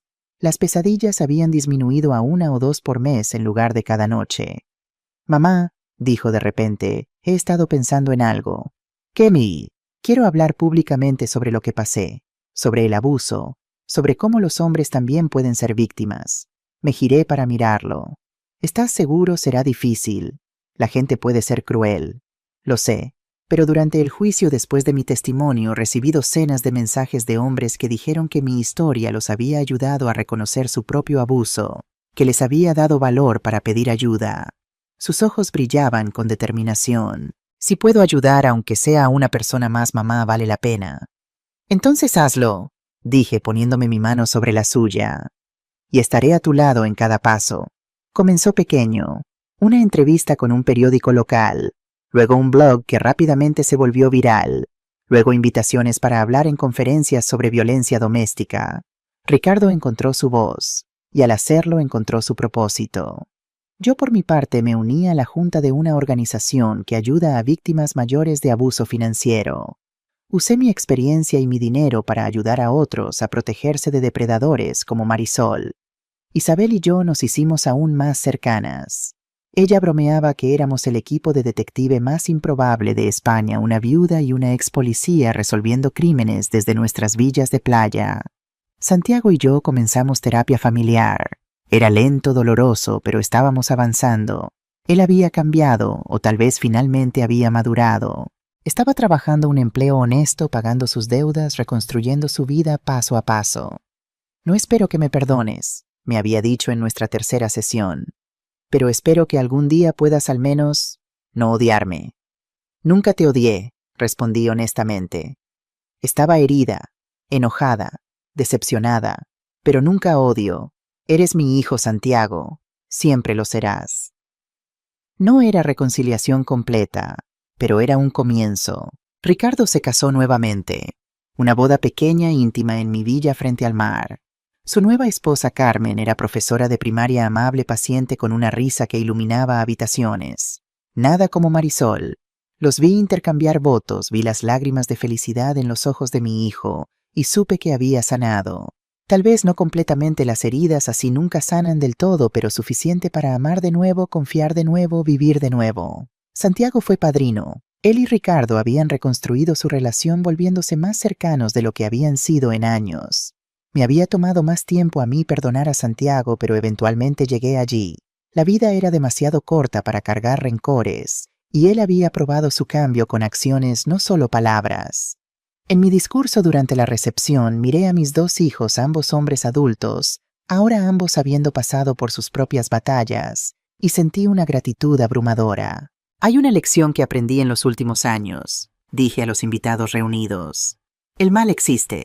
Hay personas que buscarán hacernos daño, aprovecharse de nuestra amabilidad, nuestro amor, nuestra confianza. Pero también hay bondad. Hay personas como Isabel, como Marcos, como el detective García, que pelean por los vulnerables. Y hay resiliencia en todos nosotros que no sabíamos que teníamos hasta que nos vemos forzados a encontrarla. Levanté mi copa. A Ricardo y Carmen, a nuevos comienzos, a segundas oportunidades, a la familia que elegimos y la familia que amamos, y a la fuerza que encontramos cuando no tenemos otra opción. Salud. El brindis resonó a través de la terraza sobre el mar hacia el futuro. Esa noche, después de que los invitados se fueran, me senté sola en el balcón con una copa de vino. Las estrellas brillaban sobre el Mediterráneo, las mismas estrellas que Javier y yo solíamos mirar juntos en este mismo lugar. Lo hicimos bien con ellos, susurré hacia el cielo. A pesar de todo, criamos buenos hombres. El viento sopló suavemente como una caricia de respuesta. Sonreí, bebí mi vino y me permití sentir algo que había olvidado durante los años oscuros del duelo y el trauma reciente: paz. Verdadera, profunda, merecida paz.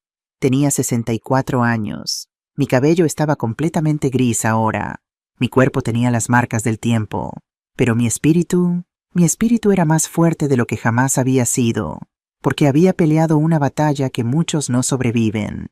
Había protegido a mi hijo de un monstruo. Había enfrentado la traición, el miedo, la amenaza de muerte misma. Y había ganado. No porque fuera especial o poderosa, sino porque cuando importó, cuando todo estaba en riesgo, elegí no ser víctima. Elegí pelear. Y esa elección marcó toda la diferencia. Mi teléfono vibró. Un mensaje de Ricardo. Gracias, mamá, por todo. Te amo. Respondí. Te amo también, hijo. Siempre. Terminé mi vino, miré el mar una última vez y entré a la casa. Mi casa, segura, protegida, mía. Mañana sería otro día. Habría nuevos desafíos, nuevas alegrías, nueva vida por vivir. Pero por esta noche simplemente existía en este momento perfecto de Victoria tranquila. Una mujer de 64 años que había salvado a su familia. Una madre que había protegido a su hijo. Una sobreviviente que se había negado a ser víctima. Ariana Vega. Y mi historia no había terminado. Apenas estaba comenzando de nuevo.